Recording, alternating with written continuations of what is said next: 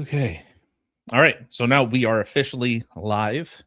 So I guess how the hell should we I guess we'll just start it.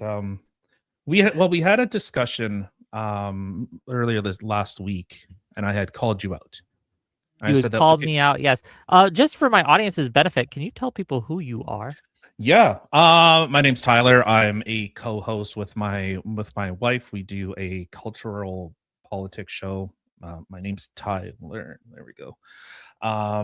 Yeah, so we comment cultural politics, focusing on Canada and the United States. So we talk everything from help video games to stupid shit our government does, all the way down to why Kim Kardashian's lips are bigger than they were last week, pretty much.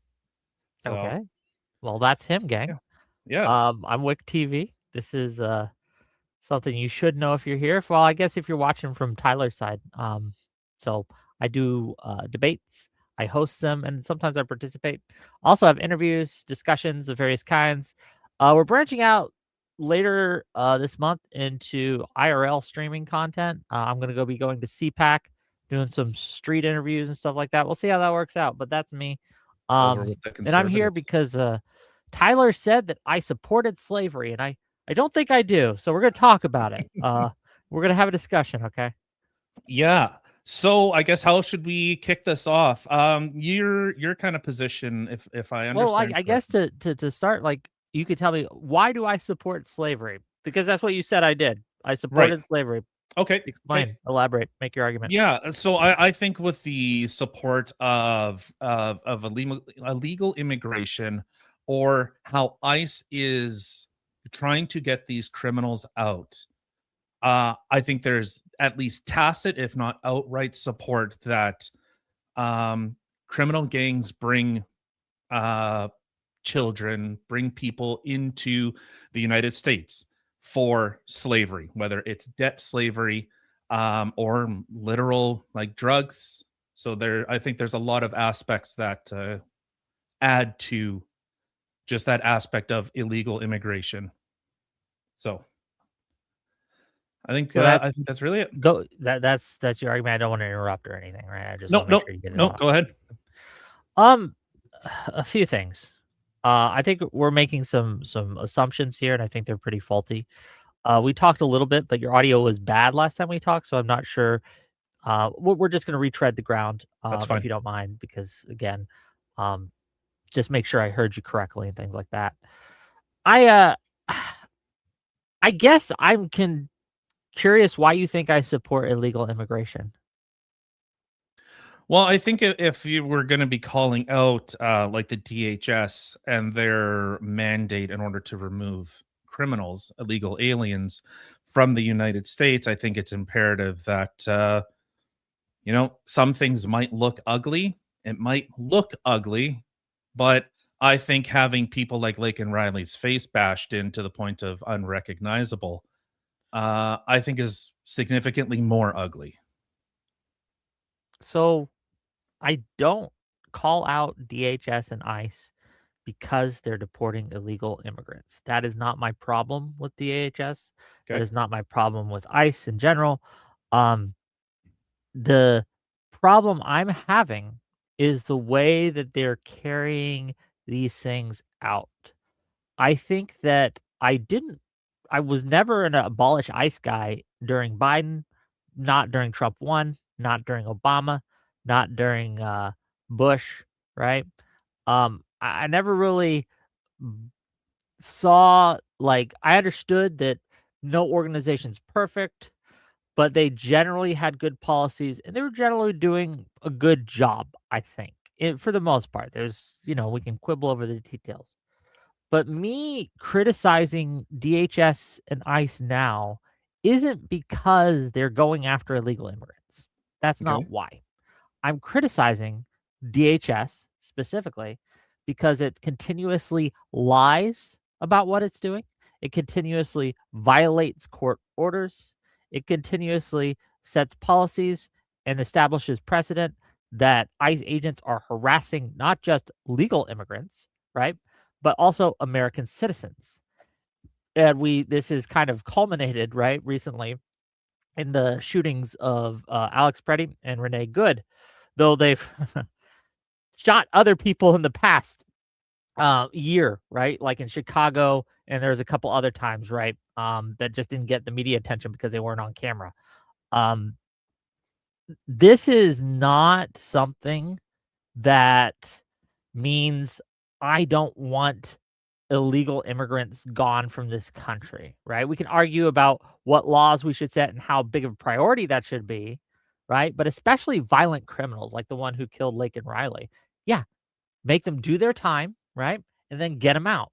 I don't want them released from prison early to deport them, to be clear. I'd like them to spend their full time in prison before we get rid of them. But I have no problem afterwards deporting them. I think that's good to do, actually. Okay. So I guess I just don't understand. Like, do you see my criticisms of ICE and DHS as supporting illegal immigration? Well, I think specifically with the instances that we've seen coming out of Minneapolis, but yet you don't hear any real stories that are coming out of any other states unless this just Minneapolis has just kind of filled the void or any potential void that all other stories get pushed out. We can very much look at what was happening in California with a illegal grow op where they had children coming out, but the media pushed it as look at these evil jackboot thugs coming here, and women and children or families were working on a farm. So I think the with DHS not having issues in other states and other communities of removing these people, I guess the bigger question is why is Minneapolis so hell bent on interfering with the removal of people who do commit violent acts?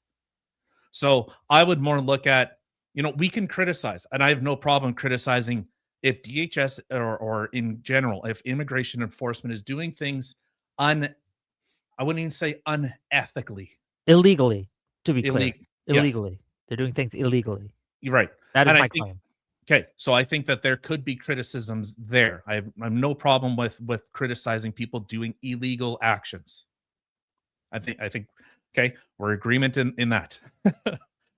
So Well, I'll finish up no, and then no, I'll go ahead. Go ahead. go. Go ahead. Yeah, so one, this isn't just happening in Minneapolis. For example, in Chicago, they've had a score of stories come out from there, when they were doing Metropolis Blitz, I believe was the code name for that surge, where they put all those people, all the ICE agents went to and Border Patrol guys went to, Chicago. They ended up shooting a woman there too. She didn't die, but they shot her 5 times, right? And they claimed and pressed charges against her because they claimed that she had rammed their car. And so the ICE officer got out, or the Border Patrol agent, I believe, got out and shot her 5 times. He then texted 5 bullets, 7 holes. Put that one in your book, boys. And later on, they had to drop the charges against her because the body cam footage came out of the incident. And it turns out that not only did she not ram the officer's vehicle, but they had rammed her vehicle. So this is just, again, one instance of many I could cite where DHS just lied about what happened. And they shot a woman, right? And tried to charge her for it and had to drop it because, again, they couldn't. They had no evidence of what they were saying, and the evidence contradicted her. And it's not just Chicago either. There's tales from Texas. There's tales from Florida. A lot of the problems that we're seeing come from the detention centers, which are in like Louisiana, Florida, California, Texas, and we're having huge scandals come out of that place. Texas, for example, there was a Border Patrol agent that was forcing a woman to have sex with him so that she could see her son, Fuck. right? And you laugh about that, but I don't think it's very funny, No, I right? laughed at the absurdity of it, not at the scenario. I went, "What the fuck?" Yes. What the fuck? No, I get that. It's crazy out there what they're doing. And so I think that I just take issue with your framing here that it's just Minneapolis. We're seeing a lot from Minneapolis now because, well, after the Renee Good shooting, everyone with a camera kind of descended on there. So now Mhm. everyone's recording. Um, and also because Trump surged in like 3,000 federal Yeah. agents into that place. So there's obviously going to be more friction there than there would be in another instance or another state. Right. So so I like I said, I can understand that things are going to go wrong, especially when I think you have that many people who are trying to do a job that is virtually impossible. There's no way I think that you could reasonably and without some type of public basically almost I would almost argue suspending the constitution in order to get those 10 million people that are not supposed to be there out. I think that's really the only way that you could effectively and basically go door to door, knocking on people's doors. But I don't know if that's always what's happening. I would assume that these people, that the DHS is more familiar with who they are targeting rather than, as we've seen the stories coming out of Minneapolis that have dominated everything, is people are engaging them. I bet I could almost guarantee you none of those people are going to be talking about what happened in Chicago or an instance that happened in Texas. They're gonna not going to talk about that. So I I think think that the that's a separation. Okay. I think that the people who are busy protesting absolutely are more likely to know about the other incidences of ICE agents in other states and in other places than the average person who stays at home. So we can talk about whether or not the protesters are doing anything wrong. And I think that in certain instances they absolutely are. In certain instances, they absolutely should be arrested for what they're doing. But in a majority of incidences, I don't think that they've done anything that breaks the law. And in fact, I would suggest to you that DHS and ICE are purposefully breaking the law by violating their First Amendment rights, and also by lying to the courts, which we have several federal judges have claimed that, look, um, we can't trust anything that the DHS is telling us, even though they have a duty to, what's the word for it? Not credibility, candor. Sorry, they have a duty to candor to the court, right? That they need to kind of be honest with the Mhm. court in their dealings, the prosecutions, but they're losing case after case after case because they just don't bring evidence. They're taking people, they are arresting them, they are charging them, and then when it comes time to prove the charges, they just don't even bother giving evidence. So, in this is why I'm having a problem with ICE now, and why I've changed my position to be abolish ICE is because they have so damaged their credibility with the American people that no one trusts them anymore, and I don't think we can repair it just from some policy changes. I think that the DHS currently has a habit of lying, and we can go through the instances if you want, but that is my criticism. And if you want illegals deported, I would argue that you should also be very critical of how DHS is doing it, because I don't know if you've seen the polls, man, but at this rate, people are going to want to import more illegal immigrants just to fuck with ICE, because no one likes what they're doing. No one likes their tactics, and it's going to backfire. So if you want this done right, if you want people, violent criminals out of this country, right, you should be asking DHS, demanding that DHS stops lying, stops breaking people's First Amendment rights, Fourth Amendment rights, Eighth Amendment rights, and just stop this bullshit. So do illegal aliens, do they have protection under the Constitution? Yes. They Okay. have First Amendment protected rights, they have Fourth Amendment protected rights, and they have Eighth Amendment protected rights at the very least, Okay. and Fifth as well. Okay, so under, I guess, under the Enemies Alien Act, I know that there's been some mix-ups with, or I shouldn't say mix-ups, that's a bad word. Uh, there's been a bit of, yes, that he can, like Trump can use it. No, Trump can't use it. Some judges have weighed in that position, but also looking that came out of the Fifth Circuit allowed Trump to deport illegal aliens without due process, which I think expressly falls under the executive. That is like, if Trump's in charge of anything, it's the borders. And so I think actually he has a duty, especially when you see that citizens are getting hurt. I think he has a duty and an obligation to ensure that any and all illegal aliens are removed. Remember, Barack Obama called those 20-year-old men, they called them what how did they phrase it? Combat age men or something. Oh, You remember that? military-aged men or something Yeah, like that? Something like yes. that. I know And what now you're talking about now. what do you see coming out of the right? These are all military aged men that are invaded the United States from the southern border. So, a couple things.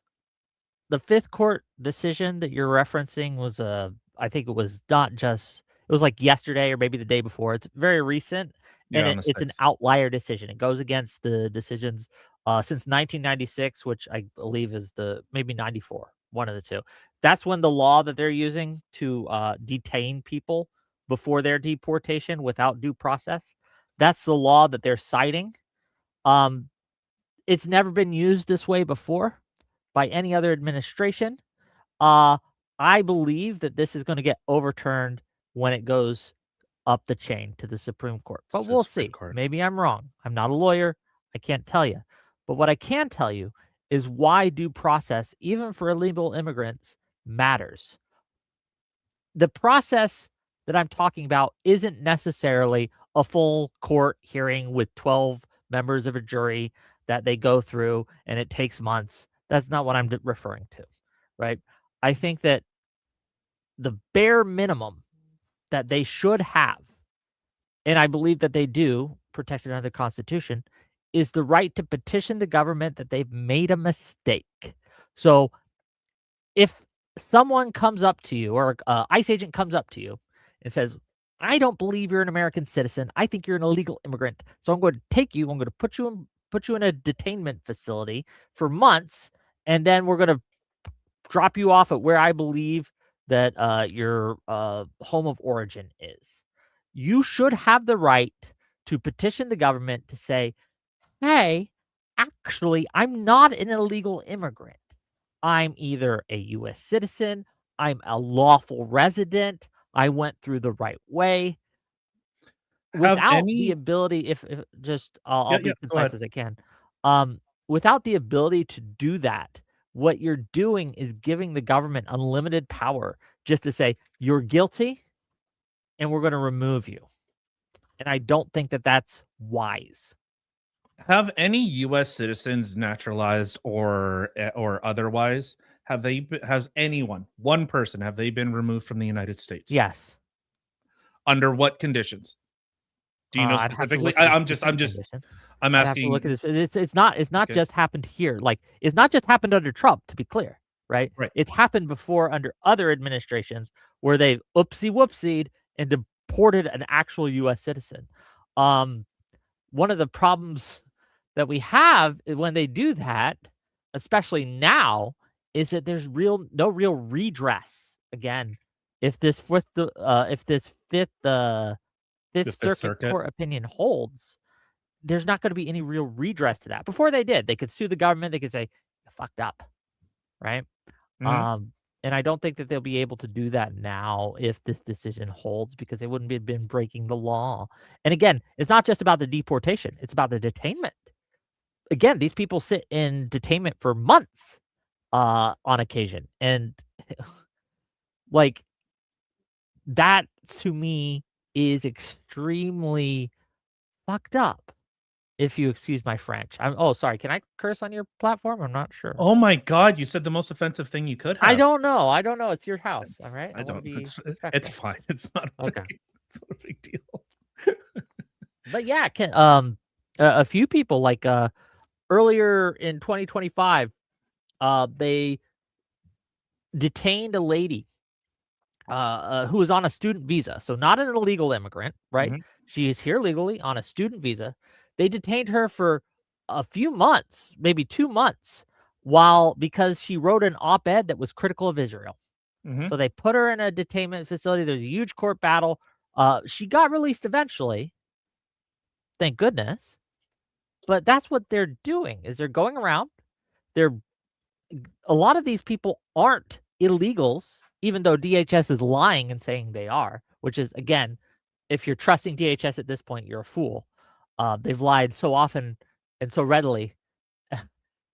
Did you hear about there was a shooting also in Minneapolis, where one of the ICE officers shot an illegal immigrant, or he claims was an illegal immigrant, who he claims was beating him with a shovel? Do you remember that? Vaguely, like Yeah. really vaguely. It wasn't on video or anything. No one caught it on video. So DHS's story kind of went and people just accepted it. But it turns out they've released affidavits from the FBI. Turns out the guy didn't get shot while he was beating him with the shovel. The guy was running away and he was like 10 feet away. And then the ICE agent shot him in the leg. Is So that the one where the officer was jumped by multiple people? that's what they claim happened. But But when we wasn't the that in FBI the body affidavit, but wasn't it's that the body cam footage that got released that he was chasing someone and then he ended up getting isolated and like 4 or 5 other people came out and started beating him up? there was no body cam footage for this. Well, maybe I'm misremembering, but I could have sworn I seen that. But, whatever, Oh, like if you find it and look, if you have the body cam footage that I'm unaware of, I'd be happy to look at it with you. But one of the problems they're having in ICE or in Minneapolis is they don't have body cams. That's why the guy who shot Renee Good wasn't using a body cam. He was using his cell phone, right, right? Because they don't and I have agree body with that. cams. So it'd be weird if this one did and none of the rest did. But it's possible, I guess. Well, and I find the Renee Good one, interesting on itself, like, Go ahead. but, well, it's, the narrative that's spun up, well, it's either, getting run over by a car, is that actually a deadly weapon? Should you not actually be stopped? Should you expect that if you're gonna try and kill someone that, someone won't try and use force in order to stop you? What I do find funny, Well, uh hold on. Do you think that Renee Good was trying to kill that guy? no. No, I Okay. don't think she was. Now, DHS said she was. Christy Right. Noem said she was. Yep. No, and They were I can lying again, right? well, and I even Regardless to of whether you think the shoot was a good shoot or a justified shoot or whatever, like we can acknowledge that the DHS totally lied about that. well, I wouldn't say that they necessarily lied because I think lying implies consent or intent. So how I would look at this a lot more is that DHS, as I think you have to give as much to your opponent as much as possible, like goodwill as much as possible. So what I would Well, assume why? was because people make mistakes. Sure, and I think that if this was an isolated incident, that I would agree with you, like, "Oh, they messed up." Fair enough. But this is a pattern of behavior that we not only saw in the Renee Good shooting, but in the Alex Preddy shooting, where they lied again, saying that he was intending to massacre cops, and Christy Noem said that he was brandishing a gun.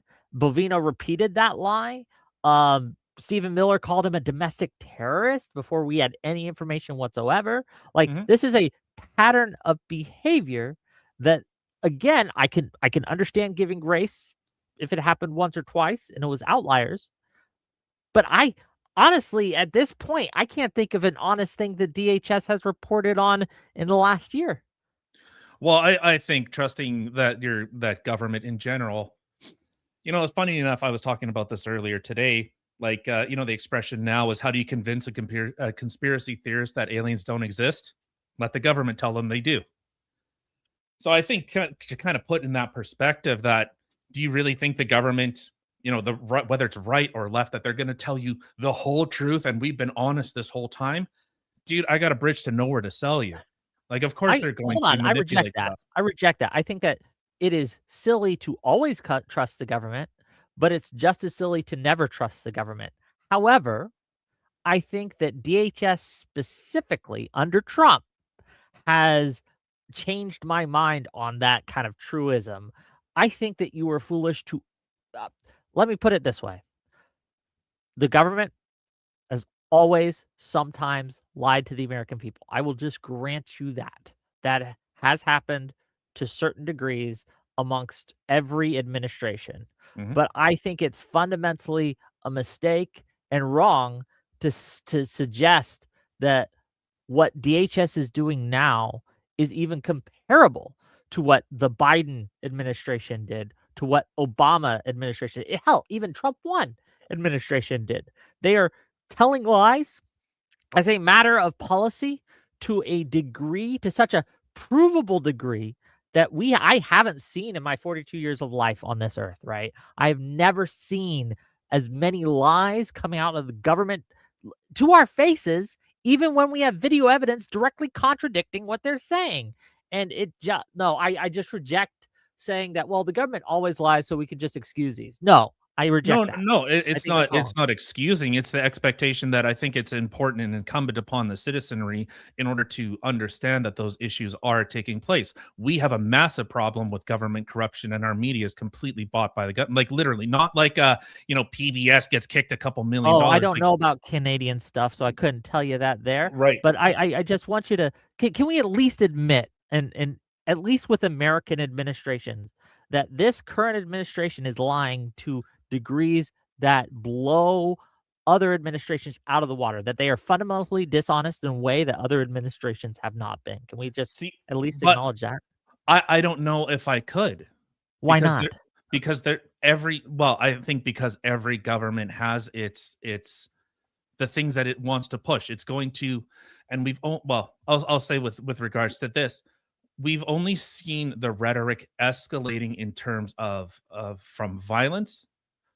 So now I think we're kind of at the point where there's no longer an off ramp. It's more or less we're now picking. We're playing like Red Rover. We're picking teams right now. That's what it seems like as an outside I think observer. that we could argue that I would agree with you that we're getting polarized in a way that we haven't seen since the 60s. Mhm. Um, I would probably agree with you on that. However, I want to return to this. Like I think you can say that this administration has, again, as a matter of policy and just experience, told more lies than others. I think this is a measurable thing. And DHS is the administration specifically I'm going to point to, since we're talking about immigration, Mhm. that I couldn't tell you anything that DHS lied about during Trump 1, during Obama, during Bush, during Biden 1. I'm sure there might be one or two things that they were lying about. Fair enough. But I could tell you 5 or 10 things off the top of my head that Right. DHS has lied about in the last month under the But what Trump administration. These are not what the same. It's like, let me give you a good comparison here. but wouldn't it be Pretend this fair? just let me finish real quick. Pretend this is a glass of water, right? It's not Coke or whatever. A little won't kill you. It's water, right? You could drink it, it's fine. But if you had a flood of water, like a whole river coming down on my ass, I would drown.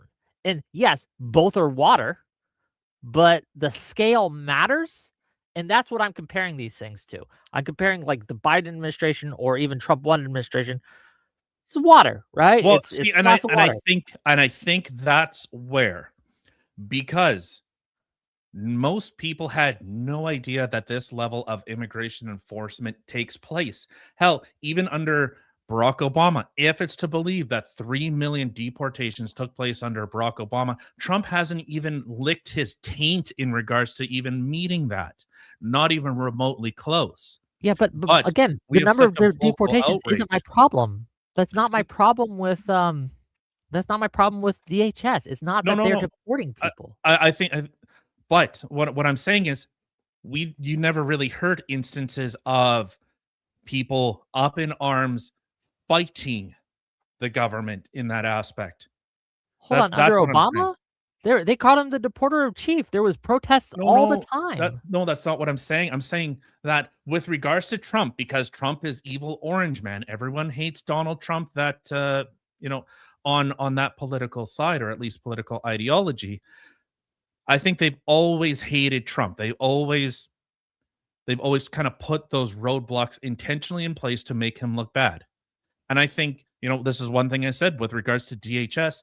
Any instance, like you guys have to be like 1,000% on your best behavior because one instance one instance will be fodder for everyone that wants to discredit anything and everything this administration is trying to achieve.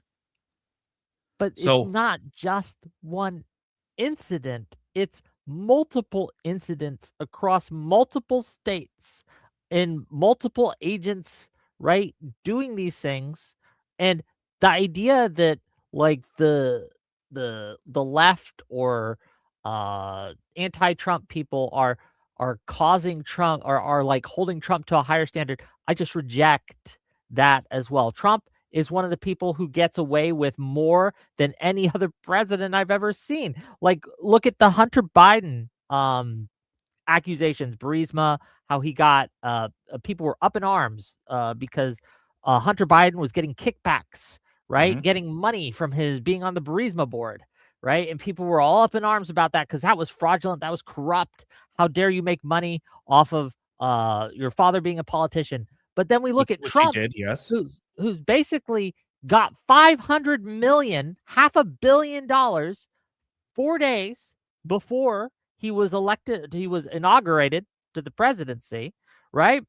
They spent the UAE, the United Arab Emirates, Mhm. put in $500 million to Trump's business. His not the government, but Trump himself made $500 million. And in return, when he became president 4 days later, one of the first things he did was give them access to very secure, highly guarded AI chips, like smart chips we were using, Mhm. right? This is graft on a level that dwarfs anything Hunter Biden ever did. And that's just one thing Well, that I would Trump push has done. back. I Not would to even mention push his back on that. crypto rug pull of his followers. Are you Not to talking about mention, his sweet trading cards, you son of a bitch? His sweet trade, how dare you? I don't have any. look, his So like the Trump phone, him giving special access to the top 20 Trump coin donors, uh getting a $600 million jet from Qatar, right? These are wasn't all that like that was refused though, scandals. wasn't it? Say one more Was time? it wasn't that jet refused? No, he did It not wasn't? refuse that jet. He Okay. took that jet.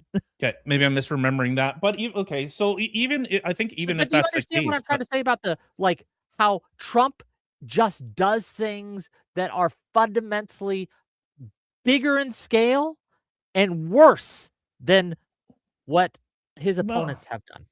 I I think we're now kind of getting into like the degrees of scale. Like if someone's doing something illegal and corrupt, it's like, well, it's either all of it or we allow none of it. Hold So on, if no, Hunter, scale matters. Come on. We I'm we okay, we we like have different if Hunter punishments. Biden took like a loaf of bread and is like, yo, my dad is good for it, don't worry about it. Yeah, I think 99.99% of people wouldn't really care. What he did was still illegal, yes, but I think most people will go like, come on, this was a slice of bread. But I think if you're taking potentially hundreds of thousands of dollars to be on a board and everything that happened with surrounding Burisma and the 10% for the big guy and all that stuff, or Hunter Biden going on Yeah, but then Air why Force don't you Two to care get when business Trump deals. does it worse? That's my I'm problem. I don't mind if you are holding both to the same standard, bully on ya. I get it, right? Like corruption is bad. Fair enough. And if you mhm. think that the what Hunter Biden did was corrupt and you decide not to support Biden because of that, okay, that's fair, right? But then if you go around and just allow Trump to again scam people for billions of dollars, and to be clear, he's suing the IRS for 10 billion with a B dollars, right? Because of his taxes getting released or something. Um, Yeah, the corruption that sounds inherent in reasonable, the doesn't it? president of the United States who's in charge of the IRS, who can force the IRS to give him the money, suing them, right, for that money is But that's wild. him as a private citizen. So Yeah, but he's I also their boss. but well, Hold but on, if if they your release boss this, sues you and then says either comply or we'll fire you, do you think that there's nothing corrupt going on here? but is that before he became your boss or after? He's currently the boss. I know, but when he made this allegation or Doesn't when he just matter. He's well, I suing think it no, I think it during, like, does. the I think he it brought does up the matter. lawsuit while he was president now, just a couple months ago.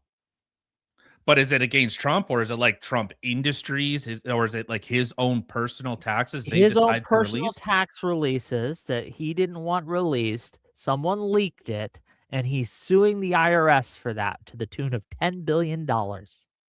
Okay. But if a more or less private citizen says, "Hey, don't release my taxes," and they go, we're gonna do that anyways, fuck you."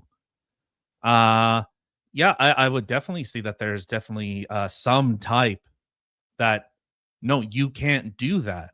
Like this whole idea of presidents releasing their tax forms or potential presidents, that was just like a measure of good gesture. But do you not see the inherent conflict of interest here? When this person is the president of the United States who's in charge of the IRS, who can fire the director of the IRS if they say no, right? Um, Bringing suit while he has that power, I think is inherently corrupt. It's basically Or stealing $10 billion.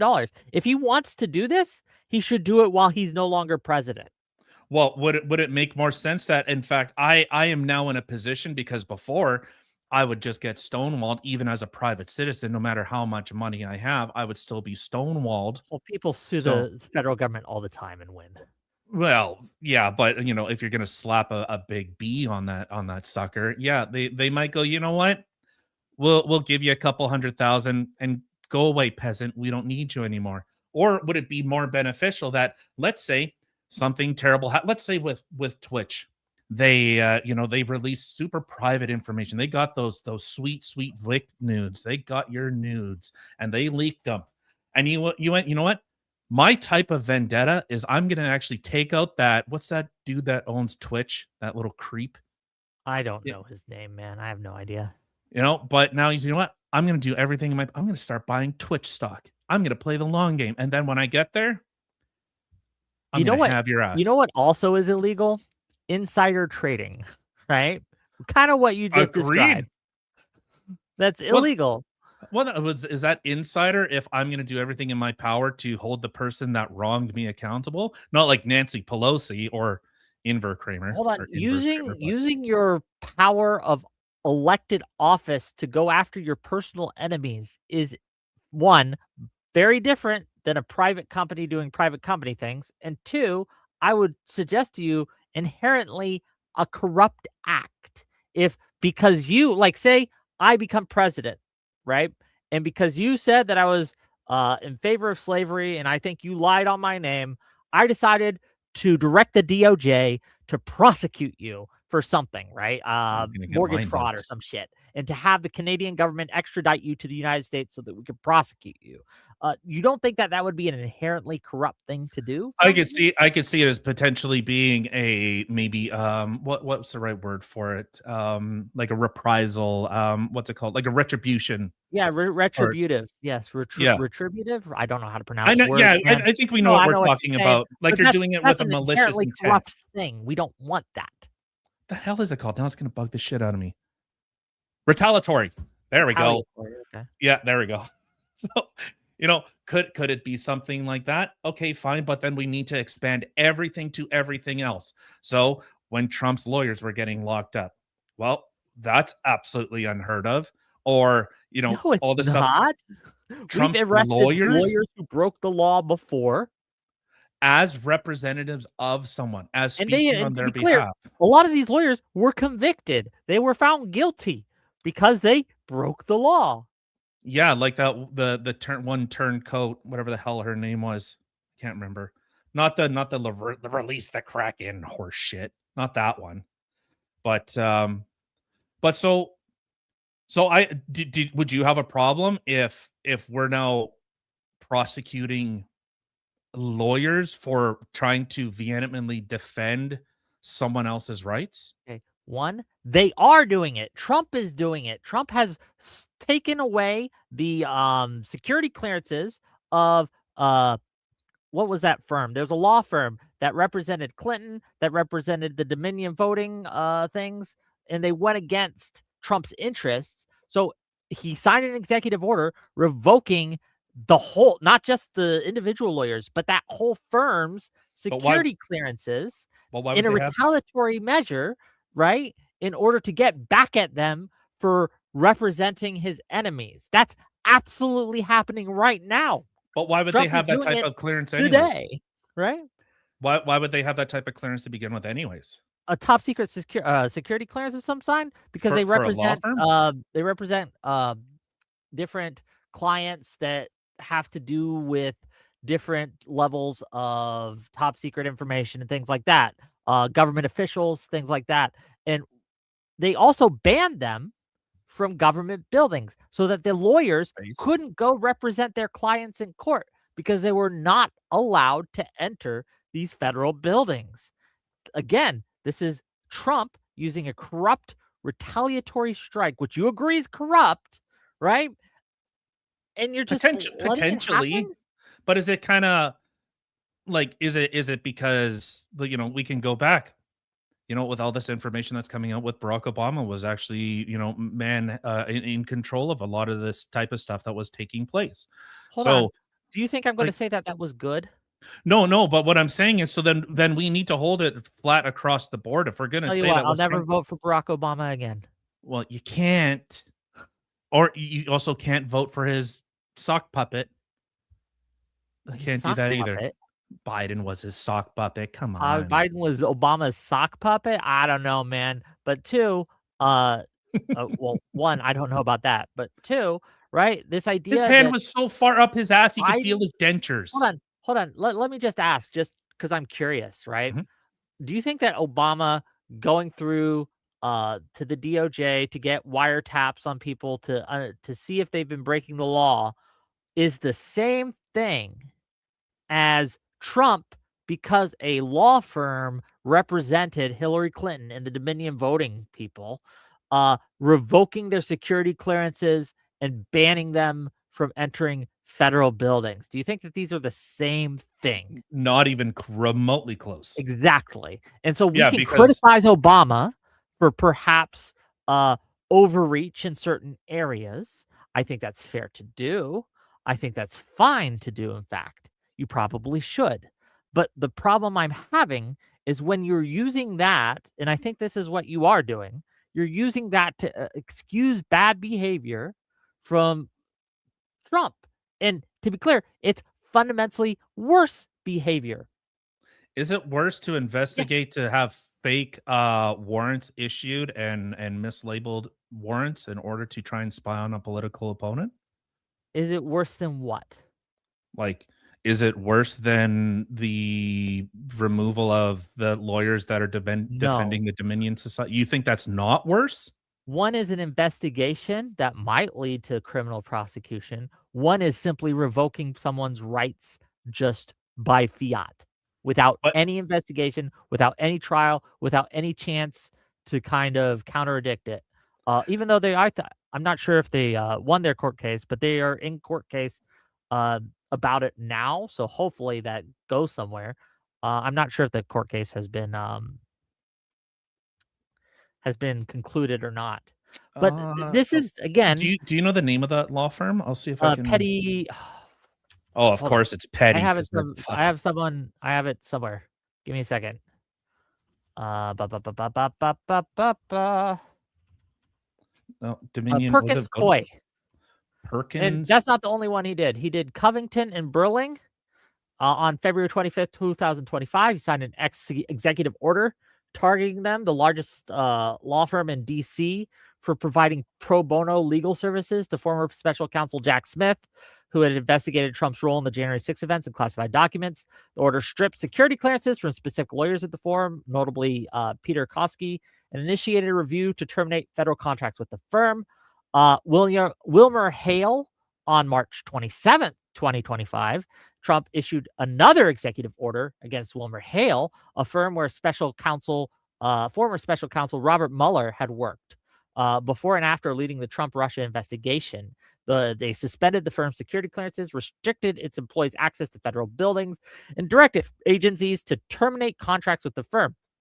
March So, 25th, 2025, Jenner and Block. Trump targeted Jenner and Block with an executive order that suspended security clearance from its employees, banned them from federal buildings, and restricted the firm's access to federal contracts. And again, the order specifically highlighted the firm's past employment of Andrew Wiseman, a deputy on Mueller's team, and also Paul Weiss on March 14th, 2025. This is a pattern behavior that we're seeing from Trump that dwarfs anything Obama did. dwarfs. Yes. Okay. Yes. Okay. In So scale and in severity. Yes. I think I could even grant that. Okay, Trump targeted these people because he felt that they were no longer. You can make up a million different reasons. I don't like the color of Well, your he hair. didn't. You don't need to make it up. Like, You could just the executive orders say the reason, well, right? It's because exactly. Like, they worked with Robert Mueller, they worked with Hillary Clinton, they worked with Dominion voting machines. Like, he doesn't hide it. He's like, I'm doing this because you represented my enemies, and I'm going to punish you. okay, so removing their clearance is different than. I know we're totally off initial We topic. are off. That's fine. That's okay. But no, That's okay. it goes in to where again, this is the to tie it back into kind of the overall theme I'm presenting to you and I'm arguing to you is that DHS, Trump, and his whole system is fundamentally corrupt, corrosive, and doing what I consider, especially in the DHS's cases, unconstitutional and illegal acts, right? To get their way. And I think that that's not me defending illegal immigrants. That's me going against an organization that I feel is currently breaking the law. So you feel that they're breaking the law. So Yes. okay, so with regards, especially say to like DHS. Yes, So DHS specifically is breaking the law, and I'll give you one way that they are. They had a secret memo, whistleblower came out with this, right? A secret memo saying that they didn't need, telling their employees, the ICE agents, that they didn't need a judicial warrant to go into people's houses. This is unconstitutional on its face. They knew it was unconstitutional. That's why they kept it secret, right? And it violates people's Fourth Amendment rights. They're not allowed to go into a private domicile unless you have a warrant signed by a judge. What they were doing was they were doing what's called an administrative warrant, where right. their buddy, who isn't a judge, a fellow ICE agent, would sign a warrant giving them permission to go in. This is fundamentally unconstitutional and illegal. They're So doing again, it today. okay. So I'll ask this: is your position more of a, if we're going, as much as you want these people out, we have a process, and that process has to be adhered to. We do not waver on that process. Just Yes. that, and letting the ends justify the means. Yes. Okay, I have no problem that we want to. We don't want to become our enemies because they're willing to break the law. Then fine, then we can too. Then laws mean nothing. The whole system, and in terms of trust, and I'm a firm believer that the only reason our institutions have power is because we have faith in them. Once we lose faith in those institutions no longer function. Like, they literally do not exist. They only exist by fiat. So I could agree with that the ends not justifying the means. Fine.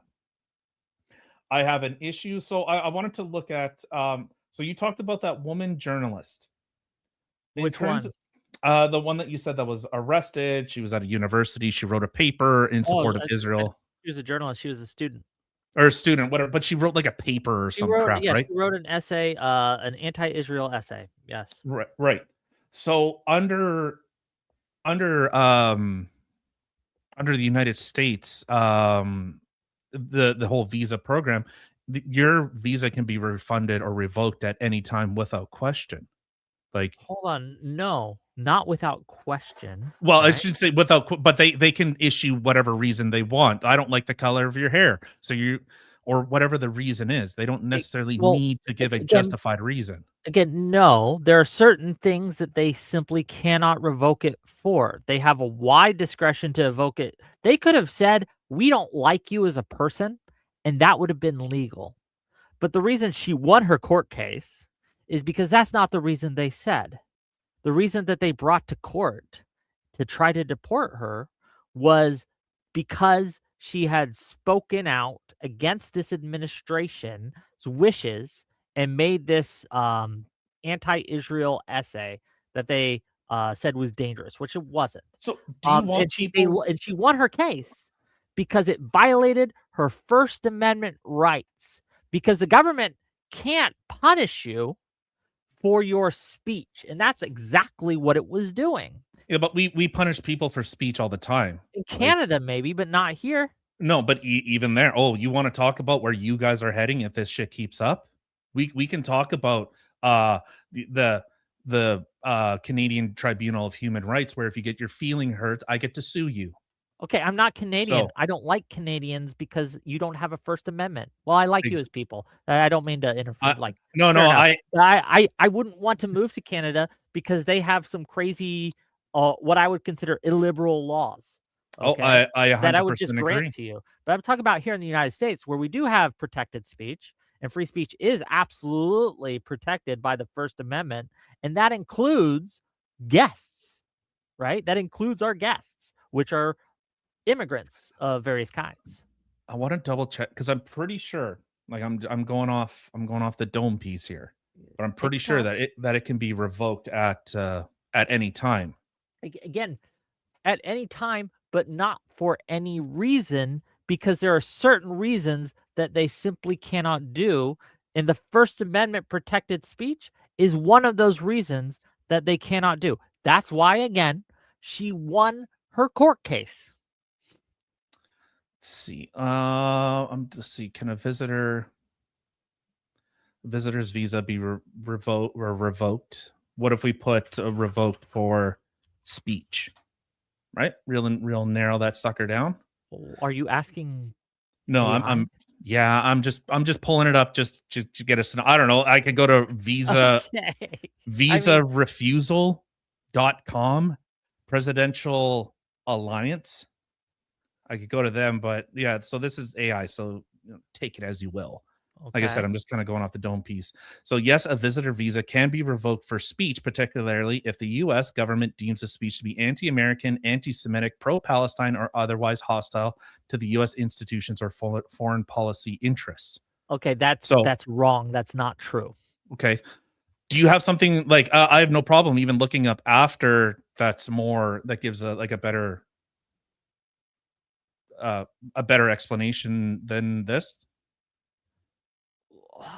Can you DM me or something what you're looking at? You can't vote. Like, for example, if Biden was president, he could not revoke your visa if you said, I love Trump, even though that would be something that would be against his administration's interest. And he might argue that, well, I don't think that this is a particularly something that we want in our country. Our guests shouldn't criticize our politicians, blah, blah, blah. It would be fundamentally illiberal and against their First Amendment protected speech to revoke their visa because of that. So when they revoked or tried to revoke her visa because she spoke out against Israel, and it wasn't anti-Semitic to speak out against Israel, right? Okay. So this is from White and Associates. Do you want me to share the screen with you, or Can you share the screen over here? Like, it'd be good to see see for my if audience it? too. Oh man, I cannot. Oh, you're gonna have to zoom in, man, because I can't hear you. Okay. How's that? Okay, that's better. Yes. Okay. So, like I said, this is from White and Associates. So visa refusal or revocation. Sorry. So anti-American or other political speech under Trump. Students, activists, lawyers, scientists, researchers, and anyone using social media could be targeted for their online posts expressing what the Trump administration is to deem anti-American, anti-Semitic, pro-Palestinian, or anti-Israel sentiments or views hostile to the United States government, institutions, or citizens are grounds for revoking visas. The government is scrutinizing social media memberships in professional associations, societies, and organizations, professional and personal friendships and affiliations, speech, publications, and articles, and professional experience. According to the Department of State, these individuals are engaging in activity inconsistent with their status, or could compromise a compelling foreign policy interest of the United States under Section 212A3C.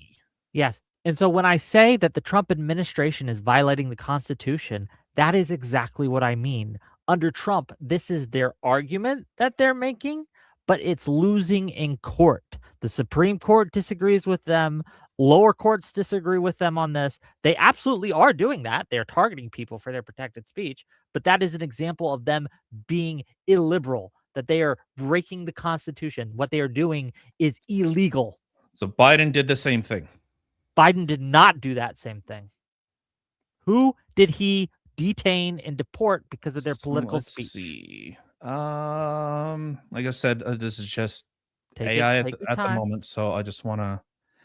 U.S. strips visa from 6 foreigners over Charlie Kirk. Okay.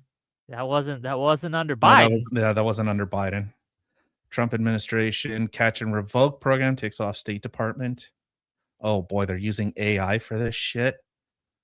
Oh no. Yes. It's Oh, really bad.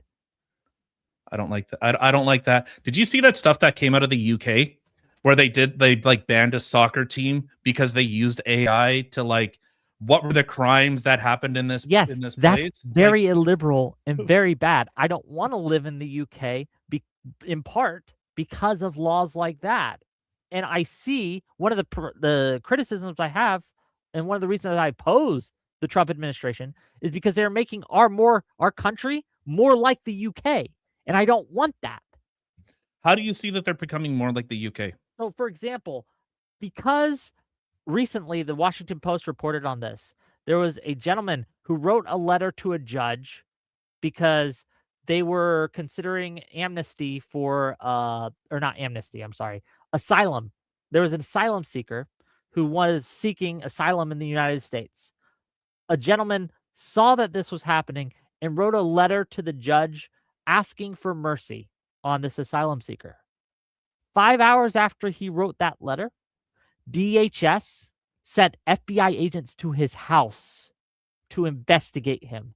They subpoenaed his Google email records to go through them and look for subversive activities. This is just like in the UK when you make a meme or a tweet that the regime doesn't like, and then they send the police to your house.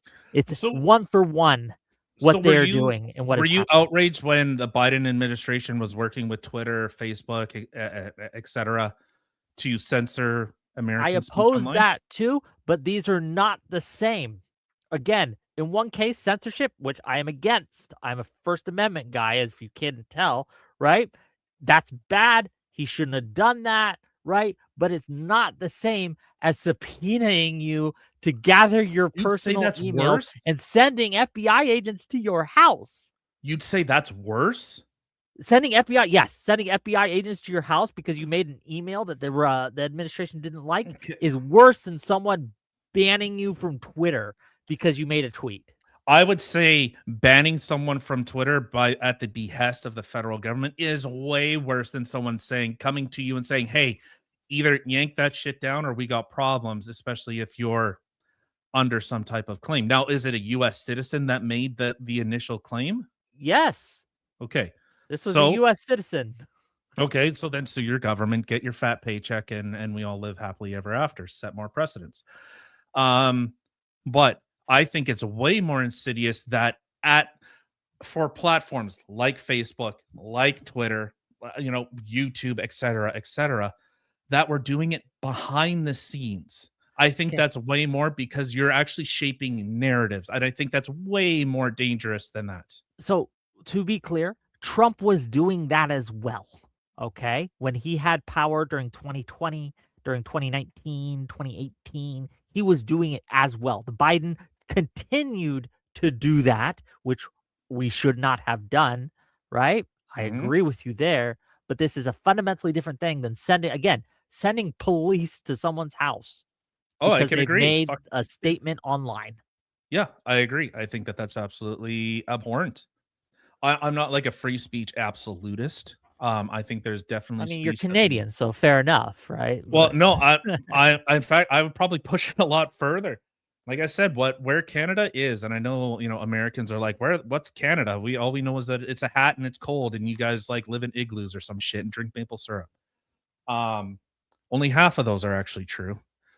But because so we have a lot of laws that are actually being ran through right now where you know how in Germany you can't deny the Holocaust. Well, we're doing a similar thing with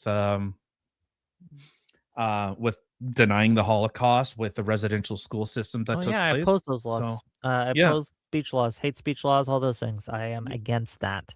yeah, and it's absolutely terrifying seeing this type of stuff and seeing the people that cheer for it. But so yeah, that's if you Yeah, want to but see where you guys are going. that's a fundamental and Trump is taking us there, right?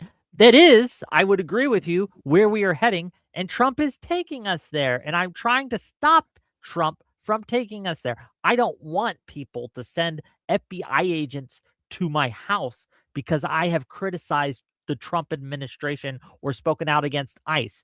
Again, recently there's a report where DHS has demanded the personal details, as well as access and subpoenaed all their records for people who have been critical of ICE or the administration online.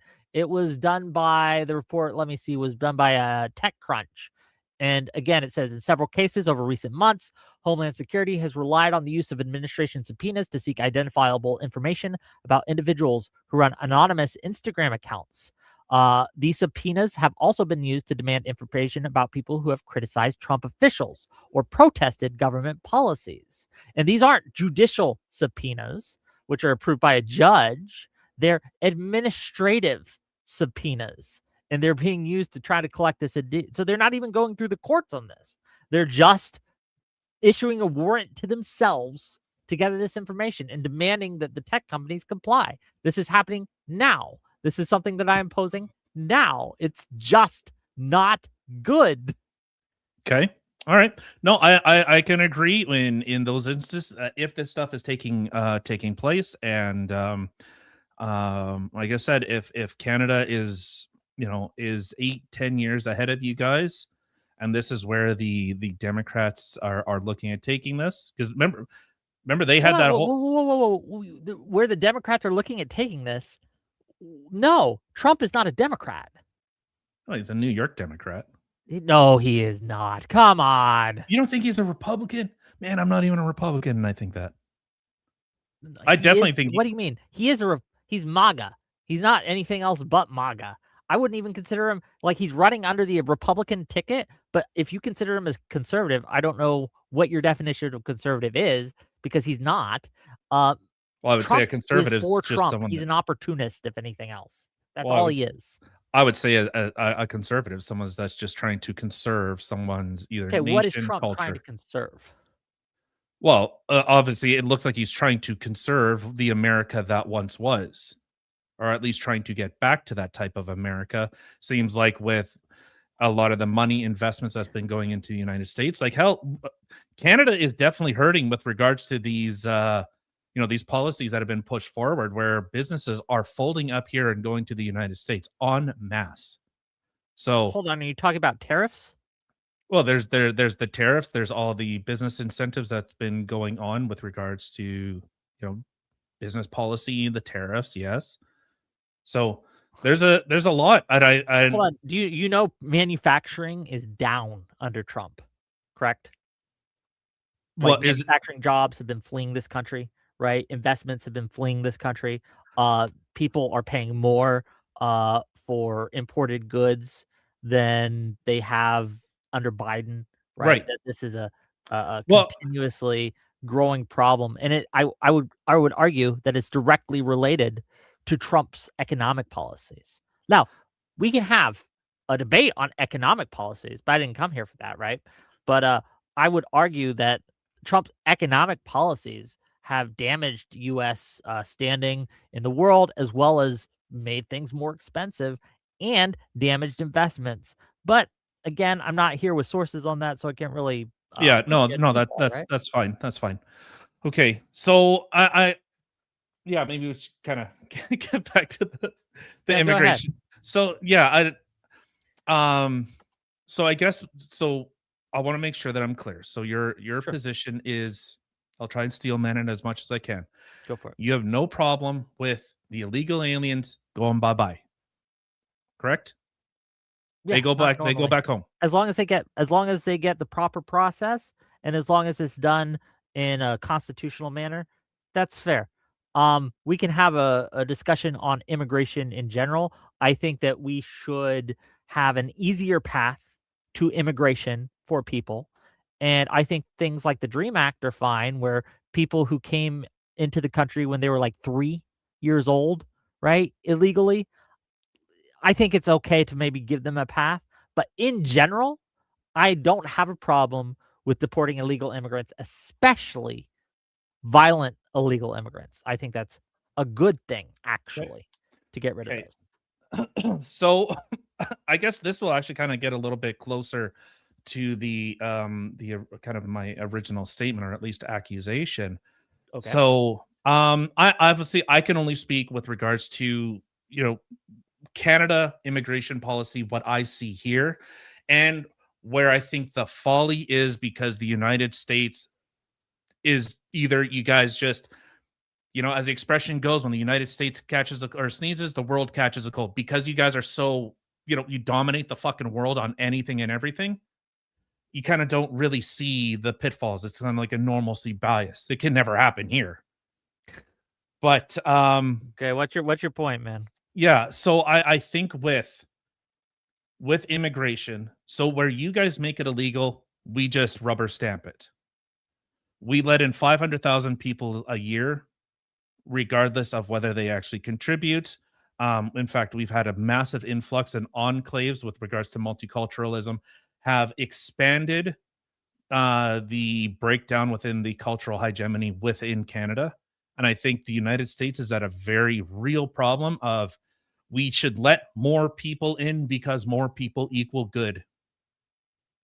So I don't know um Canada's issues, and it's very possible that you guys have a different situation than we do. So I can't speak so much to Canada's immigration laws or Right, policies. I just don't know. I'm sorry. But right. I can speak to I can give you oh, just a quick little, well, if you don't mind. I guess if you must, but I'm not here to So argue Canada's policies. I'm here to argue America's. So right, let's because get I into think it. in the United States, you guys actually have a cultural war between multiculturalism and the melting pot of the United States. So Hold in on, Canada, what would you consider to be multiculturalism, and how is that at war with the melting pot idea? yeah, so multiculturalism is people that bring their culture, customs from other nations, and they end up creating mini places within Canada. So we now have a concern of Calistanis who are actively seeking to separate from Canada because they didn't actually want to be part of Canada. They don't see themselves as Canadian. They see themselves as Calistani, who actively seek to rip Canada apart. So we Okay. have many, many communities that say, our prime minister just a couple months ago said that Muslim values are Canadian values. So we now need to take their culture, their customs and practices, and that actually becomes a part of the Canadian identity, like distinct but separate. Well, So, I have some Canadians in my chat. Canadians, is that an accurate representation of what's going on in there? I can't speak to that. But right. what I mean, like, let me just ask you, what do you consider to be multiculturalism? Can we just kind of get on the same page with, because I know what I mean when I say that, but Yep. I don't know if what I mean when I say that is the same as what you mean when you say that. So can you just kind of tell me what you think of multiculturalism and what Yeah. that So, is? so I would look at it maybe a bit of no, I won't use an analogy. It's just different cultures and customs all being equal in terms of representation in a country. And that comes with their politics, all their tribal or their all their cultural practices, comes with everything, the good and the bad. Why is it bad that cultural practices are protected under the law, whether it be from um, Because we don't want Pakistani female cultural genital practices yeah, we don't want versus female genital mutilation becoming the norm within our country. okay, sure. Well, obviously, if murder is part of your culture, we're going to ban that too. We're not talking about that kind of stuff. But I'm thinking, like, for example, should Muslims have the same religious protections as Christians under the law? Maybe a biased view. I would say no because I think Islam is incompatible with Western culture. Okay, what protections do Christians have that you don't think that Muslims should have in a religious sense? What? Sorry, ask that question again. Sure. So if I understood you correctly, you don't think that Christian religious practices, or I'm sorry, that you don't think that Muslim religious practices should be protected under the law in the Mhm. same way that Christian religious practices are. Is that Right. a correct Yeah. And I statement? and I Okay, and so how? yeah. Walk me through that. What religious practices that that Christians engage in that are protected should not be protected if Muslims do that? So I have no concern of someone who just goes to a place and wants to worship. I have no problem with that. Obviously, I have a bias because I am a cultural Christian.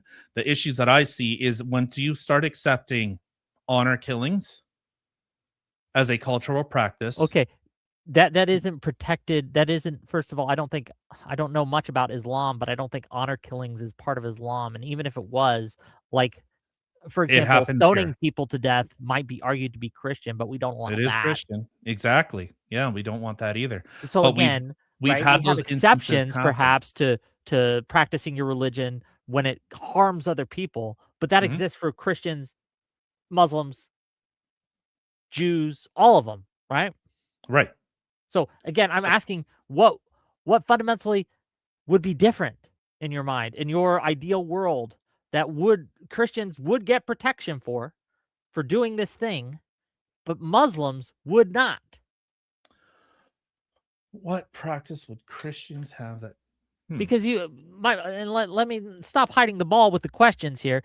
I think it's the idea that when you decide which religion gets special protections by the state that are not granted to other religions, that is a fundamentally illiberal practice, and it's going to lead to your religion when the other side gets power.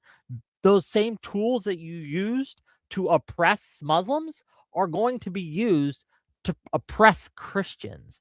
And I think that it is a fundamentally illiberal thing to want to only protect your side, so to speak, and have very less protections for the other side. So I'm just trying to Well, understand, like, why are you advocating for this? so okay, so the reason why this is a little bit of a hard concept to kind of wrap my brain around is because in Canada we actually push Muslim values whole hog, cultural and everything else. In fact, it's the Muslims who are attacking churches. And again, like I'm not a Christian. I'm at best a cultural Christian. I have the traditions and What is still a cultural Christian? just the culture and everything that I was growing up with Thanksgiving, with Easter, that type of stuff. The traditions that we've all more or less grew up with. So that's why I would say a cultural Christian. So my morals and beliefs are So still just like rooted in a Christmas and Christian. stuff? Yeah. Well, that's what I said. So like not it's not like, oh, Yeah, well, I'm repeating we it got a just to make sure holidays. I heard it right? Yeah. Like, So, Christmas are our cultural Christians and okay, well, what it's about not it? well, so I'm saying that, and my moral and I think my ethics are still rooted in a Christian framework. So that's where I would be. I want to I keep don't that type of practice Okay, intact. Or this might be another debate, so I won't get in too much, but, I don't think that from what I've heard, at least in this discussion so far, that your morals and ethics are rooted in a Christian framework, but I okay, could be wrong, we'd have to explore it more, but it just sounds like a very unchristian kind of framework to me, but that's fair. We could debate that another we time. could only hope Um, one day that all religion is gone. I mean, hey, if that's your stance, that's your stance. But if you want to just oppress religion in general, you can have that stance. I would disagree with you. I want religious people to have religious protections under the law, but that's fair. So do you think that the government should step in with a religion that's, let's say if a woman has sex out of wedlock, that she should be killed in order to restore her family's honor? Yes, because that's breaking murder laws, and I think that as long as your religion doesn't harm people directly in violent ways, I think all religions should be constrained by the government from exercising their will on other people in that manner. But that just So doesn't just apply to honor killings. That would apply to Christians who wanna stone someone to death for, speaking up in church, right? That right. when they shouldn't, right? It would apply to Christians and Muslims and Jews, all of them equally. So I kind of have a bit of a line of question. What do you think Go ahead. the government makes up? Like, what do you think the makeup of a government is? What is it or what should it be? No, what is the government makeup? Like, what makes up a government? Okay, at least in democracies, in Western democracies, it's at least in America is what I'm most familiar with. It's three separate but equal branches: the judicial, the executive, and the legislative. And the legislative branch is made up of representatives elected by the people from various So I think right there. counties, localities, etc. Yeah, I think right there, the government is made up of people, right? Kind So, of, yes. well, I think literally, like our institutions aren't like something that operate without people in those Hold on, but institutions our for them to function. institutions have rules and regulations that are bigger than any one single person or even group of people within that system, right?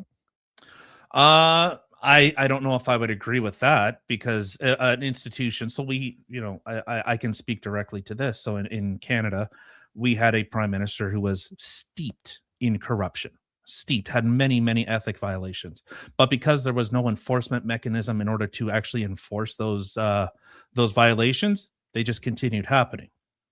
So I would say an enforcement type of mechanism is significantly more important. It's like your institution is only worth what the enforcement mechanism that's behind it. The bigger point I wanted to make was, so if government is a culmination of the people and our laws, let's say, are derived from the people, I think that would be For a the fair consent of the assessment. governed, I believe is the term you want. Yes, Right. we have a system of laws that rely on the consent of the governed. So we consent to the government being able to make certain laws that restrict us. And in return, at least in America, we Mhm. have a constitution which restricts what the government can do to us. It's called the Bill Right. of Rights. Right. So if people become a big enough voting force in order to change those laws, well, then the whole idea of limiting, let's say, religious practice, what if that becomes the practice within, let's say, with the United States?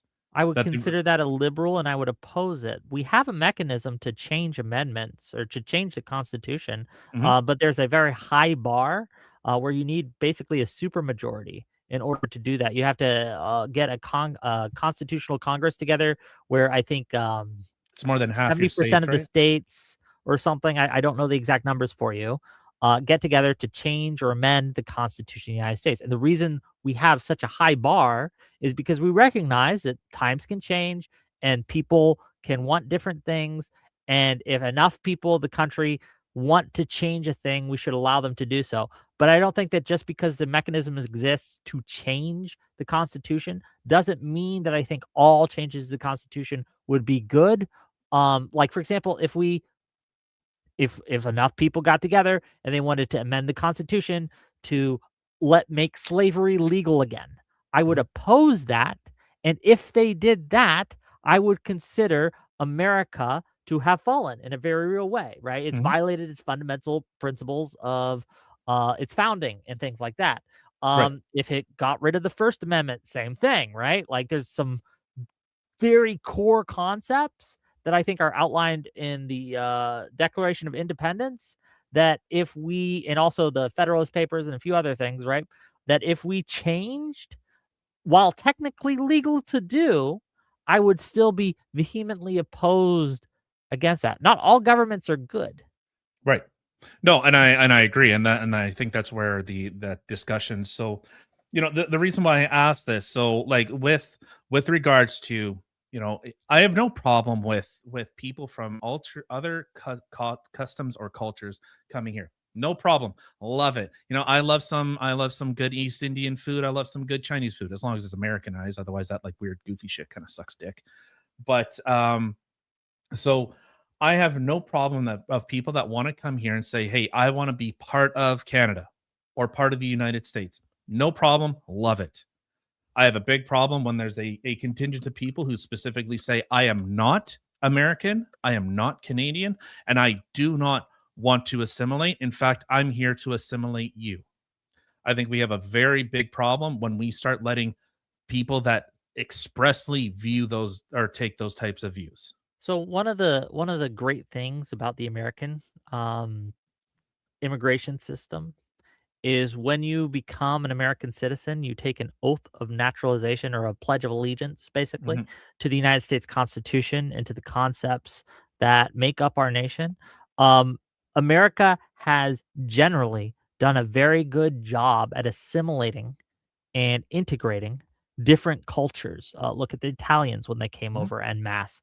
Look at all the people who've immigrated from all over the world during the 1960s. Right, we've done a very good job at um, assimilating them into our culture. I think that's a very good thing, and it's a strength of the American system. If the Canadian system sucks, so be it. I can't help you there. But I think We when could, but we we choose look not at to. America, I don't see any major separatist movements. Most people who are immigrating to America, even the illegal immigrants, want to become American citizens. And one of our cultural practices that we've had is multiculturalism. We've had little Italy, little China, right? These enclaves have existed for hundreds of years in some cases. And this is just part of our cultural heritage. And in a real way, America is one of the best countries in the world at assimilating people. So while you might have that problem in Canada, we do not have that problem here.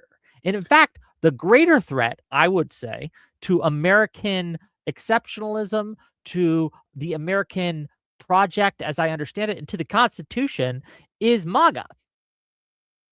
It How is. how so? Uh, we can go over it again, but MAGA, as a rule, is violating the Constitution when it comes Okay, to okay, immigration, to the with Fourth regards to that, Amendment. They okay. are ignoring people's First Amendment rights. This is something that they are doing at a scale and to a severity that is just not seen in other administrations. And also, they're they're flaunting it as they're doing. They're lying to the American people, and then they're saying, "So what? You can't do anything to us. You can't stop us." And yeah, I think Okay. that's that if it is allowed to succeed would destroy America as a nation in a way that any amount of illegal immigrants, at least in America's case, would not. Right. So, okay, so with that kind of being said, and obviously, like I said, I can only speak more or less because I live in Canada, and talking about multiculturalism. And so I think because in Canada we have such a it's one thing like, the Italians that came in a wave, the Ukrainians that came and yada yada yada, so on and so forth. I have no problem with people that want to come here, say, they change their name because they want to be seen as American or as Canadian. I have a very different instance where we are now Hold on, the why would them changing their name have anything like why would that matter? no, but Like I'm say saying someone from you got some guy from Haiti, okay? hmm? And he wants to keep his ancestral name. No, but what I'm Does saying is that that the suggest anything to you about whether or not he wants to assimilate? no, I'm just using that as an example that someone says that I Okay. want to Americanize it. I want to be American. I'm doing everything I can to be American. That's very different than when someone says I am not American. I don't want to be American, and I'm going to do everything in my power to actually change America what it fundamentally is and was, and instill my values within it. So I Okay, I think don't think that it's that's a happening very at any kind of scale in America. In fact, the opposite. I see most immigrants I talk to, and not that I talk to too many, but most immigrants that I've spoken with, and most immigrants that I know want America to succeed and be better because they I want to I invest in agree. it. I Right. agree. So So we what's actually what's have the a problem here then? well, we have a unique problem where we actually have like older East Indians that come to Canada, and they say the new ones that are here aren't here to be a part of Canada. They're here to change it. There was a referendum out of Surrey, BC. There was also one out of Brampton, Ontario, where they said that we want to separate from Canada. So I think that's a very big difference. So I say How many that this people is are doing that in Canada? So you keep mentioning this separatist movement. Mhm. How big is it? I just don't know. I'm generally curious. Well, these are just two cities. Two cities are saying So that we want to separate. like everyone in the city. How big are these cities? Surrey maybe has a population of 600,000 or so, Okay. just off the dome piece. But when they're saying specifically, we are going to take this city. So think of like, Dearborn, Michigan, the problem that you guys are kind of having there. And Dearborn saying, we want to leave the United States. We are no longer part of the United States. Dearborn doesn't want to leave the United States. No, but I'm saying as an example. So there's a very heavy Muslim concentration, but if eventually it came to the point where they said, we are not American, we don't want to be American. In fact, we want to leave America. Okay, but that's not So again. I can't speak to Canada, and if that's happening in Canada, then I mean, look, in America, when states tried to secede from the Union, we had a little bit of a spat, and I think yeah, it's just a little.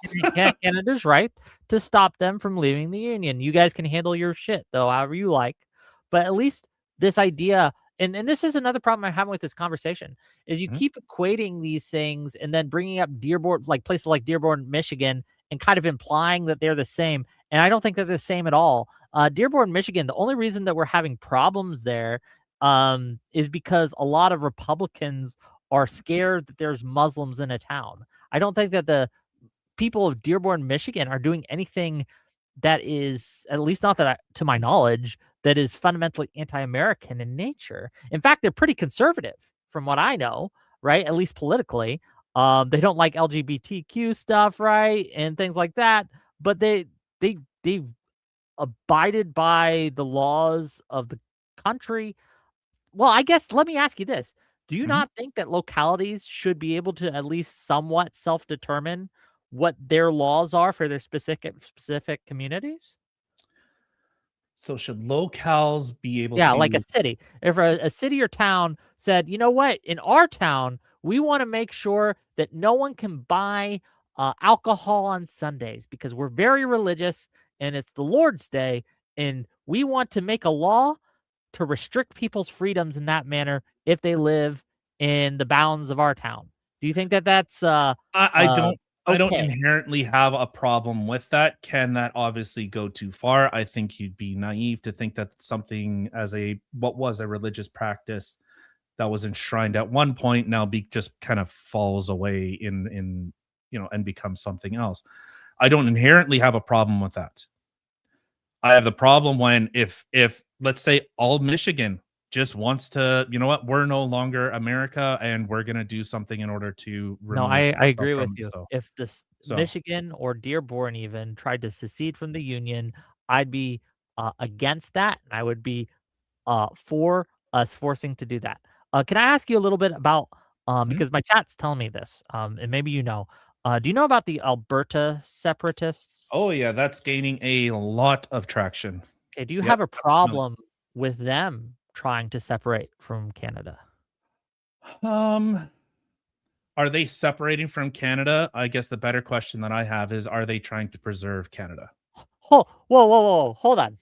So one of the things that you were criticizing Surrey for was they were trying to be secede in your words, and I'll just Mhm. grant you that this is true. I don't know Surrey's situation, but you were like, look at all these immigrants coming in.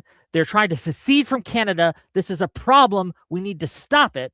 But then when I Yeah, asked you about the Alberta separatists, you're like, well, actually, they're just trying to preserve what Canada really means when they're trying right. to secede from Canada. Yeah, Do you and I understand think how those these things are a no, little no, bit, no, they're contradictory?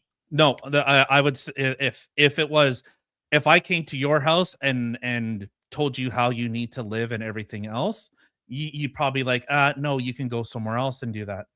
I think it'd be very different if you went, you know what, I want to renovate this house, tear it down, and build something anew. Okay, well, whatever you want to do in your own house.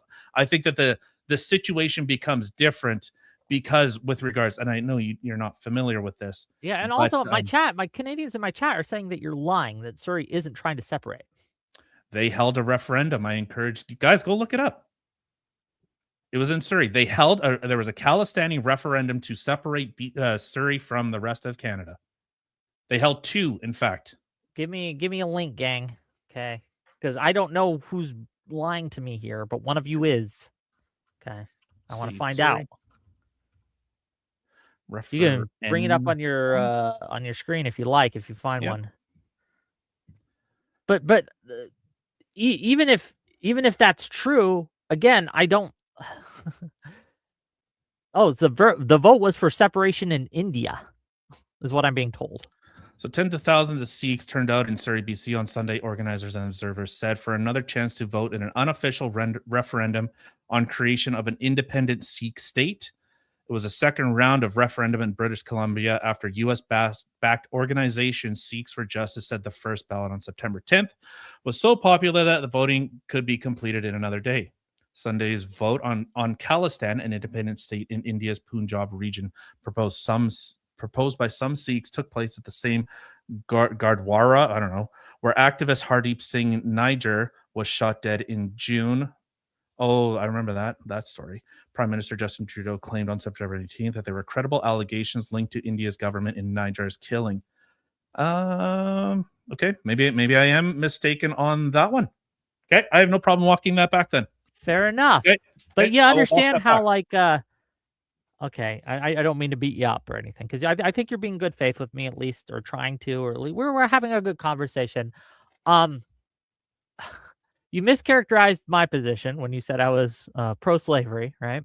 I think that you were ignorant of DHS and the lies that they have told to the American people, and you mischaracterized this separatist movement as trying to separate from Canada.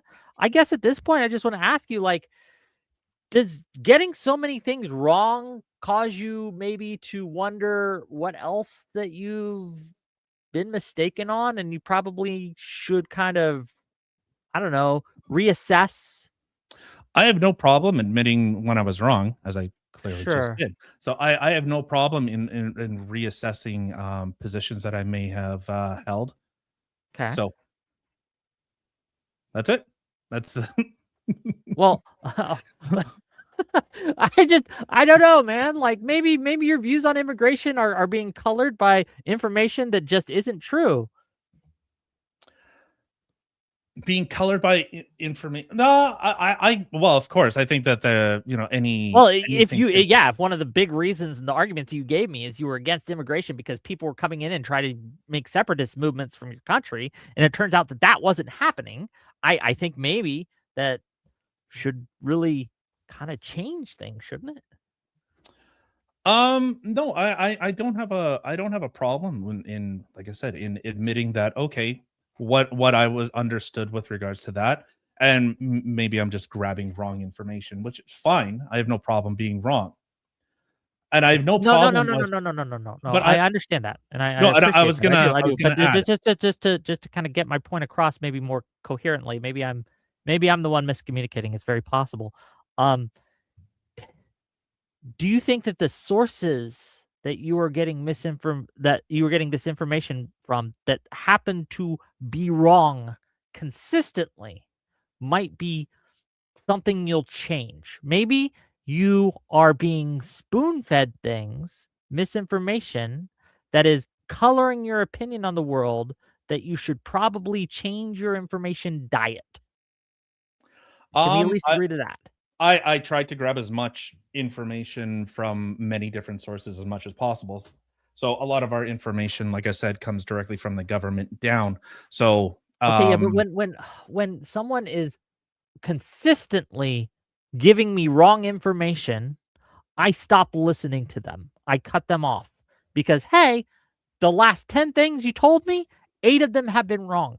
You are no longer a trusted source of information. And this is my argument against DHS, to be clear, right? Is one of the reasons that I cannot trust them anymore under Trump is because they consistently lie and get things wrong, not just about the Renee Good shooting, but about the Alex Preddy shooting, but about all their court cases, hundreds of court cases, which they're losing, right? They have like a conviction rate in Chicago of 0% currently. Do you know how crazy it has to be to have a conviction rate in America in a certain city of 0%? And that's for what specifically? So during Metropolis Blitz, when the Trump administration did the same thing that they did in Minneapolis and sent a bunch of agents in to to Chicago, they picked up a bunch of people for non-immigrant related crimes. And so what that means is like obstruction. In one case, they charged someone with attempted murder of their agents or conspiracy to murder one of their agents, Bavino or whoever, right? They had 32 court cases on this. Not all of them have finished going through, but of the 16 that have gone through and finished, their conviction rate is 0. None of them have resulted in a conviction. Most of them got tossed out. Some got the jury made a not guilty verdict, but that's a crazy stat in the American system to have a like where the federal average in general is like 92% conviction rates because So again, are you talking? Oh, sorry. Go ahead. Yeah, generally, right? The federal government doesn't bring suit or doesn't press charges unless they're pretty sure they can get a conviction because they like those high numbers, right? In the case of DHS, right, in Chicago specifically, it was 0. Okay. Like and so again, if someone has this amount of is wrong so often, is wrong to this degree, I just cut them off. They're like, these guys are lying to me. Right. So I guess with protests, and I think we know, you basically get a slap on the wrist. It's like, yeah, you do your civil disobedience, you get your slap on the wrist, and then you get your you get your stripes that you were a bad boy for one day, and then you kind of carry on, right? Like that's how a lot of these protest cases end up going. Yeah, but They just give you a slap on the wrist, and then you carry on your merry way. yeah, but they don't result in charges being pressed. Yeah, that's what I'm saying. Yeah, So, but in these cases that I'm citing, charges are being pressed. So the charges they're actually seeking criminal convictions, Yes. and then nothing's happening. Yes. Okay. Because it's not nothing is happening. Let's be clear. It's their cases when they go to court. It turns out their evidence is either non-existent or they are provably lying. In the case of the woman who got shot, which I cited earlier, they had to drop that case because it was proven that the government was lying about what happened in the body cam footage that they won't show to the public, but they were forced to release in the court, right? Because you have different rules for these things. Showed that the government's narrative, DHS narrative, was not true. And so she got the charges got dropped. She was released. She's a free woman now. Like this is just constantly happening. So it's not nothing happening. It's the government is losing their cases because they can't provide evidence or are lying about that evidence. And I think that the fact that they're doing that should concern everyone because the government shouldn't be able to just lie consistently and nothing happen to them. I think that's bad. It sets bad precedent. And the fact that they are trying to do this and knowing that they can get away with it, to be clear, and nothing will happen to their agents. That man who shot the Border Patrol agent who shot that woman 5 times, then tweeted about or made a text about it saying, 5 bullets, 7 holes, put that one in your book, boys. He's still working at Border Patrol. He wasn't disciplined at all.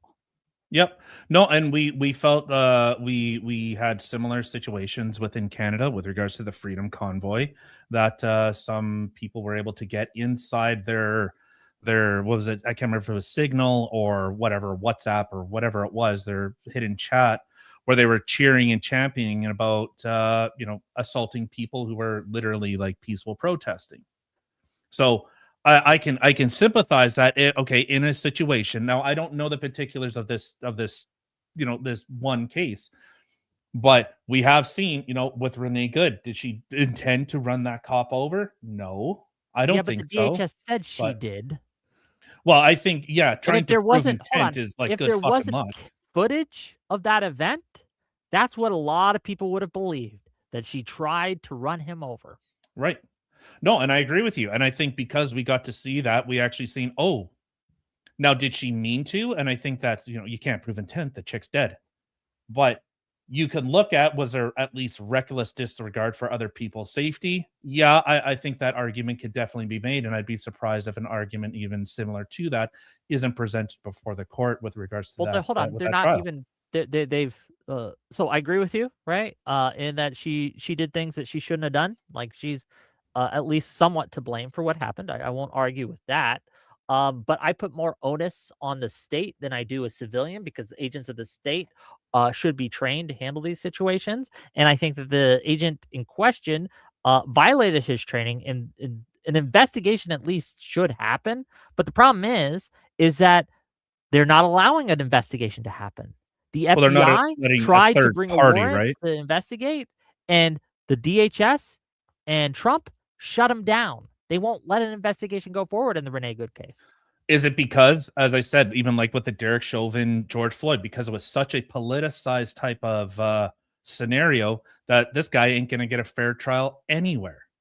Of course she can get a fair trial, and just because something's politically volatile doesn't mean we don't try to hold people accountable when they No, violate, right, things. An investigation at least should happen, but it's not being allowed to happen. We're not even talking going to court here.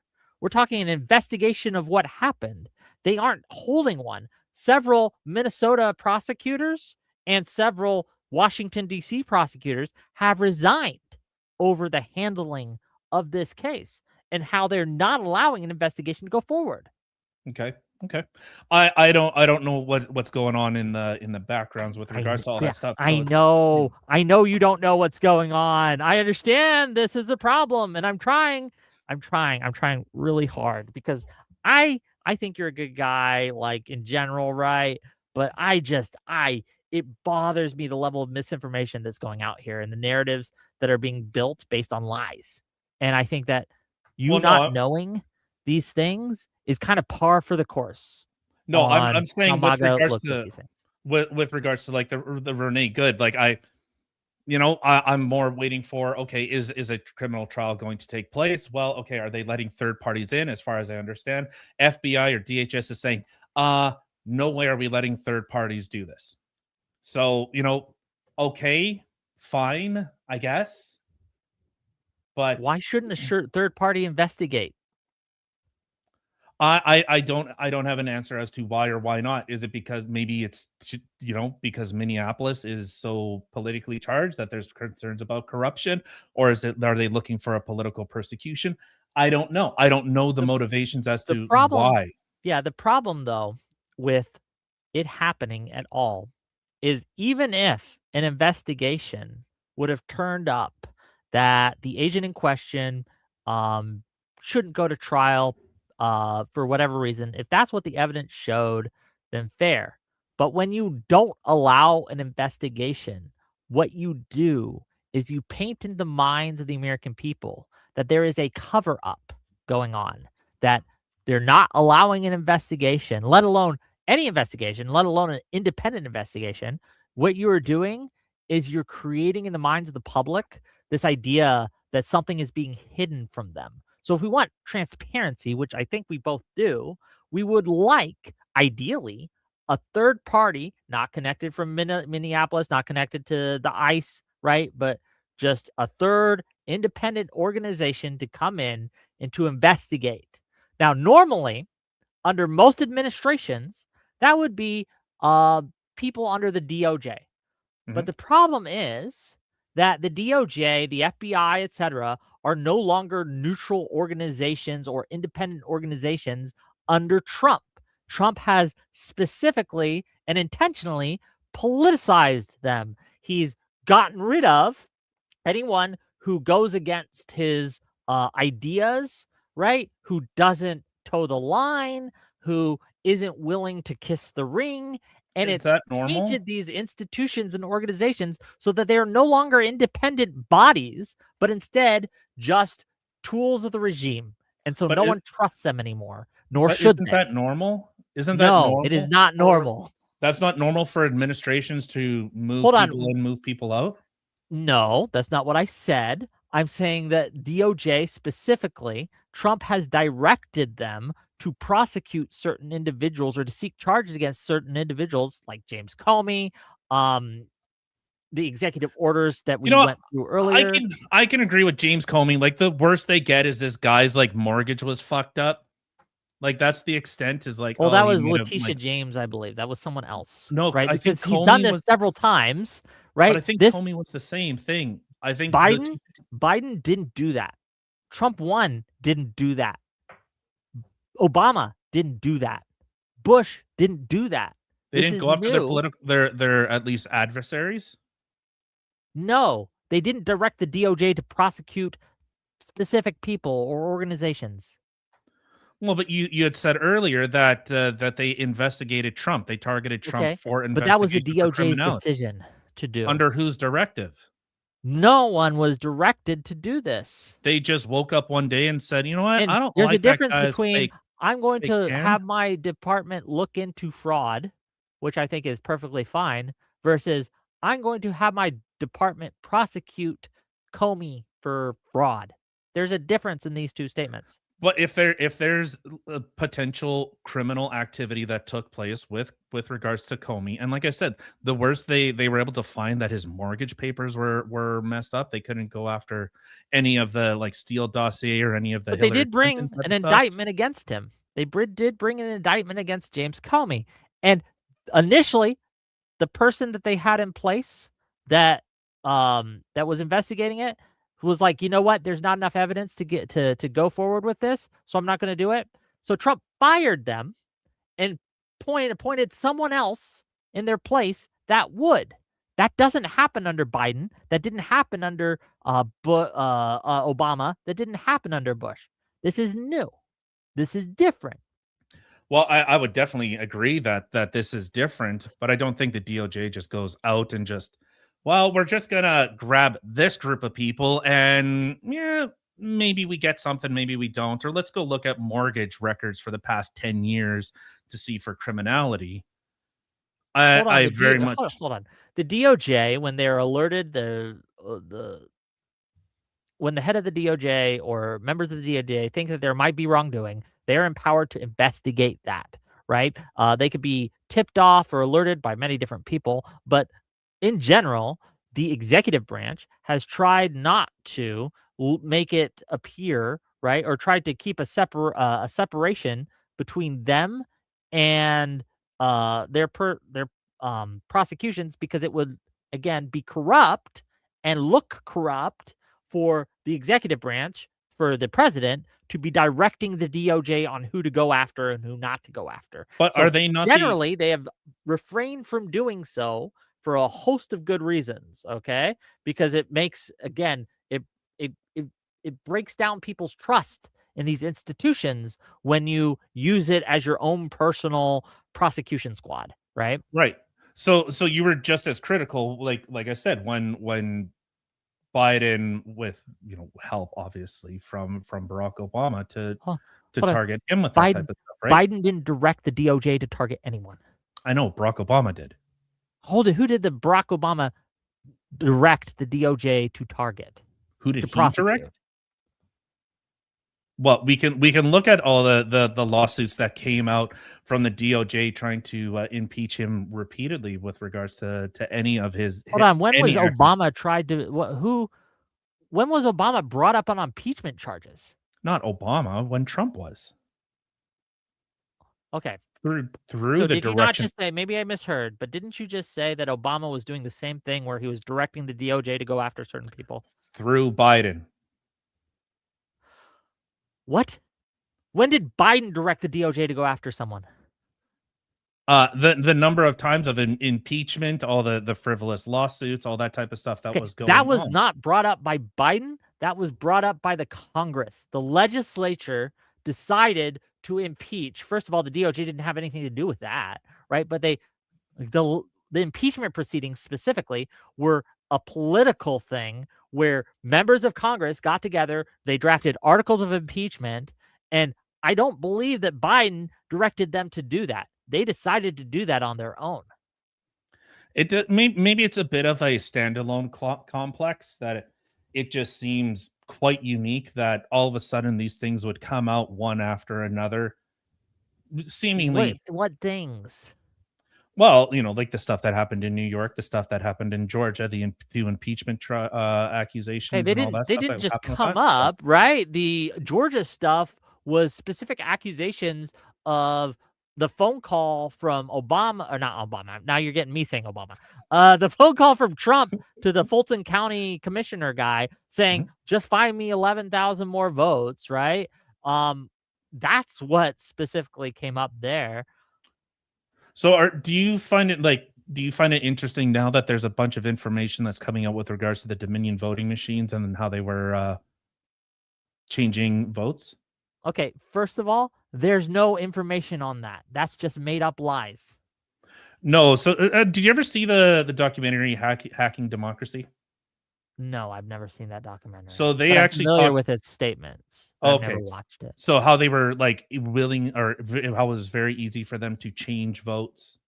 Here's the problem though, Like, right?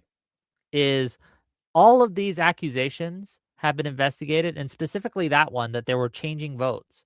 There have been audits on Minnesota, on Georgia, and there was one other state, at least, that they did audits for, where they went in and they looked at the ballots and they counted the ballots by hand and they compared it to the voting machine's records, right? And what the voting machine said happened. No discrepancies were found. right, but they tossed out a bunch of those things. Like, I know there was a lot of What tomfoolery that I things did can't they I can't toss remember out? off the top of my head, but I know that there was a lot of information that people were curing ballots. People were the likelihood that a Republican vote would get cured was, I can't remember the percentage, that they were being cured compared to, say, like a Democrat vote being cured, that there was a Okay, lot of, that's not a discrepancy from past behaviors, nor is that again, they went to court for this several times and they were all tossed out because there was just no evidence, right? Of okay. these things happen. And like the things that these like vague allusions to these accusations, like, well, the Dominion voting thing machines were flipping votes. Well, again, Well, we'll they never didn't know. audit. Just let me finish real quick. They didn't audit, proving that that was not true, right? And showing that there was no discrepancy between the what the voting machine said was happening and the physical ballots, what they said was happening, right? And yet this keeps being brought up over and over again, right? This keeps being brought up like, well, didn't you hear? Wasn't there a documentary that said this thing? Like, it's frustrating for me because yes, there's a documentary that makes a claim, but that claim has been disproven. No, they're not talking about necessarily like that election. They're just saying that because these voting machines can be tampered with, it opens themselves up to manipulation and how easily that these things can be done. Okay, again, they've looked into these things. The Trump's DOJ has looked into the efficacy of voting machines and the security of voting machines, and that just doesn't happen. There are fail safes in place to guard against that happening. And one of those fail safes being, again, audits. And it's not just the voting machines that make the tabulations, but if there's any kind of even a suspicion of malfeasance, they hand count them, right? There's redundancies in place to So, ensure that these things do not happen. so would you find it suspect? I remember watching the election in Michigan where they put up like poster In board. 2020, you mean? Yeah, when they put Okay. up poster board and like limited and actually stopped people from Okay, being so you're able. talking about something, where there was a water pipe that burst or something, or what Yeah, are we talking about? no, that one they put up poster board, and then 3 o'clock in the morning, they were somehow like, even though everyone went home and they continued tabulating without any observers there, You know, the famous like now hockey stick vote out of Michigan. Okay, so the So reason that they put up poster board is because outside parties, not legal observers, were trying to look into the ballots and things, and they want a level of privacy there, right? There's probably pretty good reason that you don't let like just anyone in to watch how these things are being no, done they were and to standing see these outside. things, like Like they were especially standing outside. Like they weren't like there looking at them. They were outside just looking. So there were people there was a separation, a clear separation okay, but between the legal people who are observers were counting. still in the presence Not at of the 3 AM. ballots. Not at 3 AM. They had gone What are you home. saying? Well, does that not if you're saying that, that, you know, these discrepancies were looked at and accounted for, Yes. so 3 o'clock in the There morning when were legal to be clear, observers there go weren't home. discrepancies. But so when 3 o'clock in the morning, when legal observers are no longer there to check on the ballots, does that not call a lot of type of things into question? So like if the ones You gotta show me, right, where there weren't legal observers there at 3 AM, because if well, they're counting I ballots, I I can't because believe there's there no should cameras be now. legal observers there, But even at 3 AM. that was the accusations that were coming out that legal observers, everyone was sent home. And once they were sent home, then at 3 o'clock in the you can look at the old voting records. You Okay, so if watch I it, can it's show kind of you that legal steady and it goes. observers were there, will you, retract your claim? I will concede my argument Okay. right there. I Yep. will I will I will get you something, Okay. let me give me 1 second, Mhm. okay? And that's with regards to at 3 AM when the votes suddenly flipped. They called it the hockey stick. And you say this happened in Michigan? I believe it was in Michigan, yeah.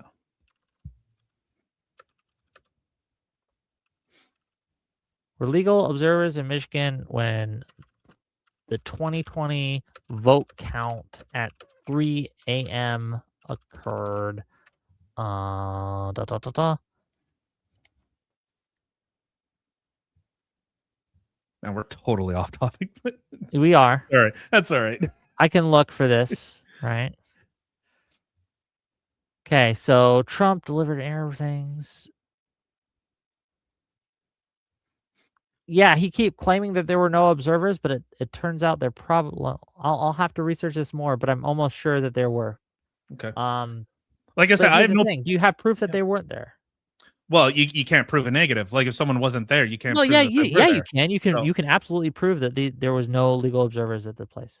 no, only thing that was caught was there were a bunch of red razor or wagons with supposed camera equipment, so that were loaded with ballots. That was the only thing that people had noted. Okay, I'll tell you what, I can come back another day to kind of Sure, debate this sure, specifically. I just don't have the sure. information, but I'm pretty sure that legal observers were there. I'm pretty sure that all these things have been looked into by the court. Um, and the court has found no malfeasance, no wrongdoing, or no evidence of such. And the claims of, for example, that you've made earlier, one of the reasons I'm doubting your claim here is because you told me earlier that this Surrey Mhm. city was trying to secede from Canada, and when we looked into it, that was not the case. In And fact, you've also said things can I about like correct my other own things. Like statement? it's just like this Yeah, is like in fact, I will correct my statement on that. So they had set up it's a called the Republic of Khalistan. That is what they had set up within Surrey. So seeking further representation. So they were trying to separate from India, though, as we saw. no, but I'm saying like I just looked it up because I remember hearing that there was a referendum or a call that they wanted to separate. Yeah, so they had set up an office for the Republic of Khalistan within Surrey. So at the Sikh, yeah, Canadian law, yeah, blah blah blah. Okay, but you So understand why I'm gonna need more information oh than just you vaguely remember a thing that happened. no, I'm looking at it right now. Republic of Khalistan. So Okay. Okay, there we it's go. like 8 o'clock, man. Yeah, no The Republic problem. of Khalistan. What do you think that Oh, sorry. is? The Republic of Khalistan? Well, I don't know if the Republic of North Korea is anything to be believed on. It sounds like an independent No, hold on. Do you think type that of they were place. trying to go to an independent state to secede from Canada? If I would say a Republic of Khalistan, I don't think this is going to be some type of immigration office. Put it back up, please. Okay.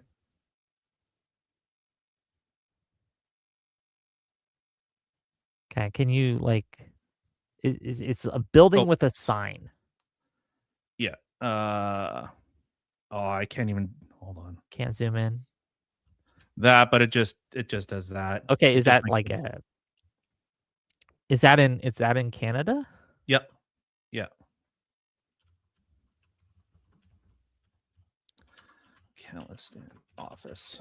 I'm being told it's an advocacy group to have an area of India get independence. That they're basically trying to organize in order to gain advocacy that an area of India get independence. So area of India. Why would you Yeah, be there's an advocating for area in that? India that they want to secede from India, and they're organizing, and they will call themselves a republic of whatever that was, but it's not in Canada, it's in India. Right. Well, and we have seen, like I said, take it as you will. You don't have to believe me, but there have been videos that people have said that they do not want to be a part of Canada. They are looking to create a separate country within Canada. So if that, like I said, if that's the position, and I'm just listening to the people who are Sure. heading these movements, if that's the position that they are willing to take. Now, is this just a front facing? Hey, are they good intention? They have concerns about back home and yada yada. Hey man, I really don't give a shit. If you guys really care that much about India, by all means. But when we have protesters that are saying similar things, that Canada is for the Khalistanis, yeah, I start to have a little more Who's cause for saying concern. that? These are protesters.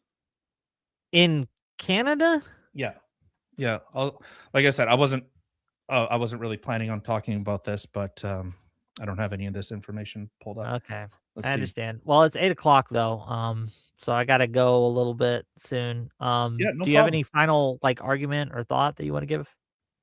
Um,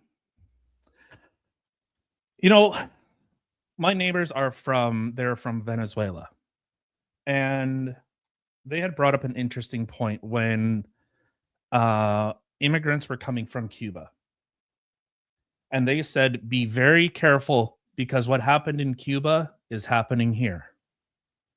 That's what they were saying to the Venezuelans. Now, my neighbors that fled from Chavez, Venezuela, are coming here and are saying the same things.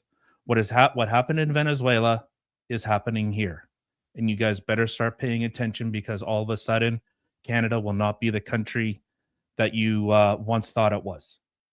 And my big concern, especially with the United States, because the United States is very, very important for Canada, for a lot of stability in our region. If the United States does fall, to these types of ideologies and is willing to bring in people who seek out, whether it is American destruction, uh, we in the West are in a lot of trouble. Okay. So, So, if that were the case, then I would have the same concerns that you do.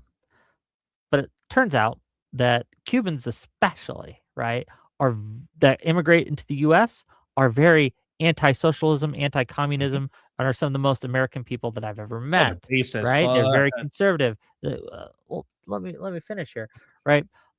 Immigrants that come into America, whether they be illegal or legal, tend to really kind of integrate with our culture very, very well.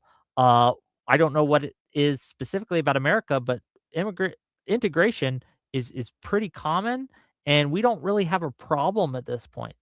I think that illegal immigrants who violate the law, right, who are violent, should absolutely be deported. But ICE, DHS, and this administration is breaking the law while they're trying to do these mass deportations. They're taking lawful residents and violating their rights. They're violating the rights of US citizens. And the way that they're going about trying to enforce the law is anti constitutional. And I don't, I'm not okay with government organizations continuously almost all the time lying to the American public, which DHS has done on multiple occasions. So the idea that we are anti-ICE does not mean we are pro-illegal immigration, at least in this instance. And we Okay. have to be able to separate the fact that I can want a goal achieved, but I think that the way that you're going about achieving that goal is horrific, and the cure that you're proposing is worse than the disease, which I do believe in the case of ICE and DHS. Thank you for talking to me. I appreciate you letting me into your home, so to speak, for this conversation. And I'm gonna go. You want to see something And sweet, where though? can people find you if they want to find you? You can't see it. Son of a bitch. Yeah. Every Monday, Wednesday, 8 o'clock, we are live talking culture, politics, yada yada yada. You can find us we're on Rumble, X, CommyTube. You can see us over there.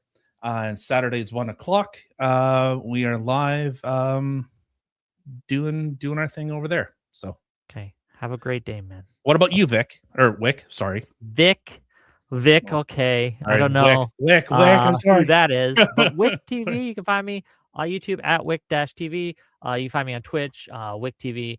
I do debates, I do discussions, I do interviews, and yeah, come on over, give me money. I love you all. Bye-bye, okay? Bye. Have a good one.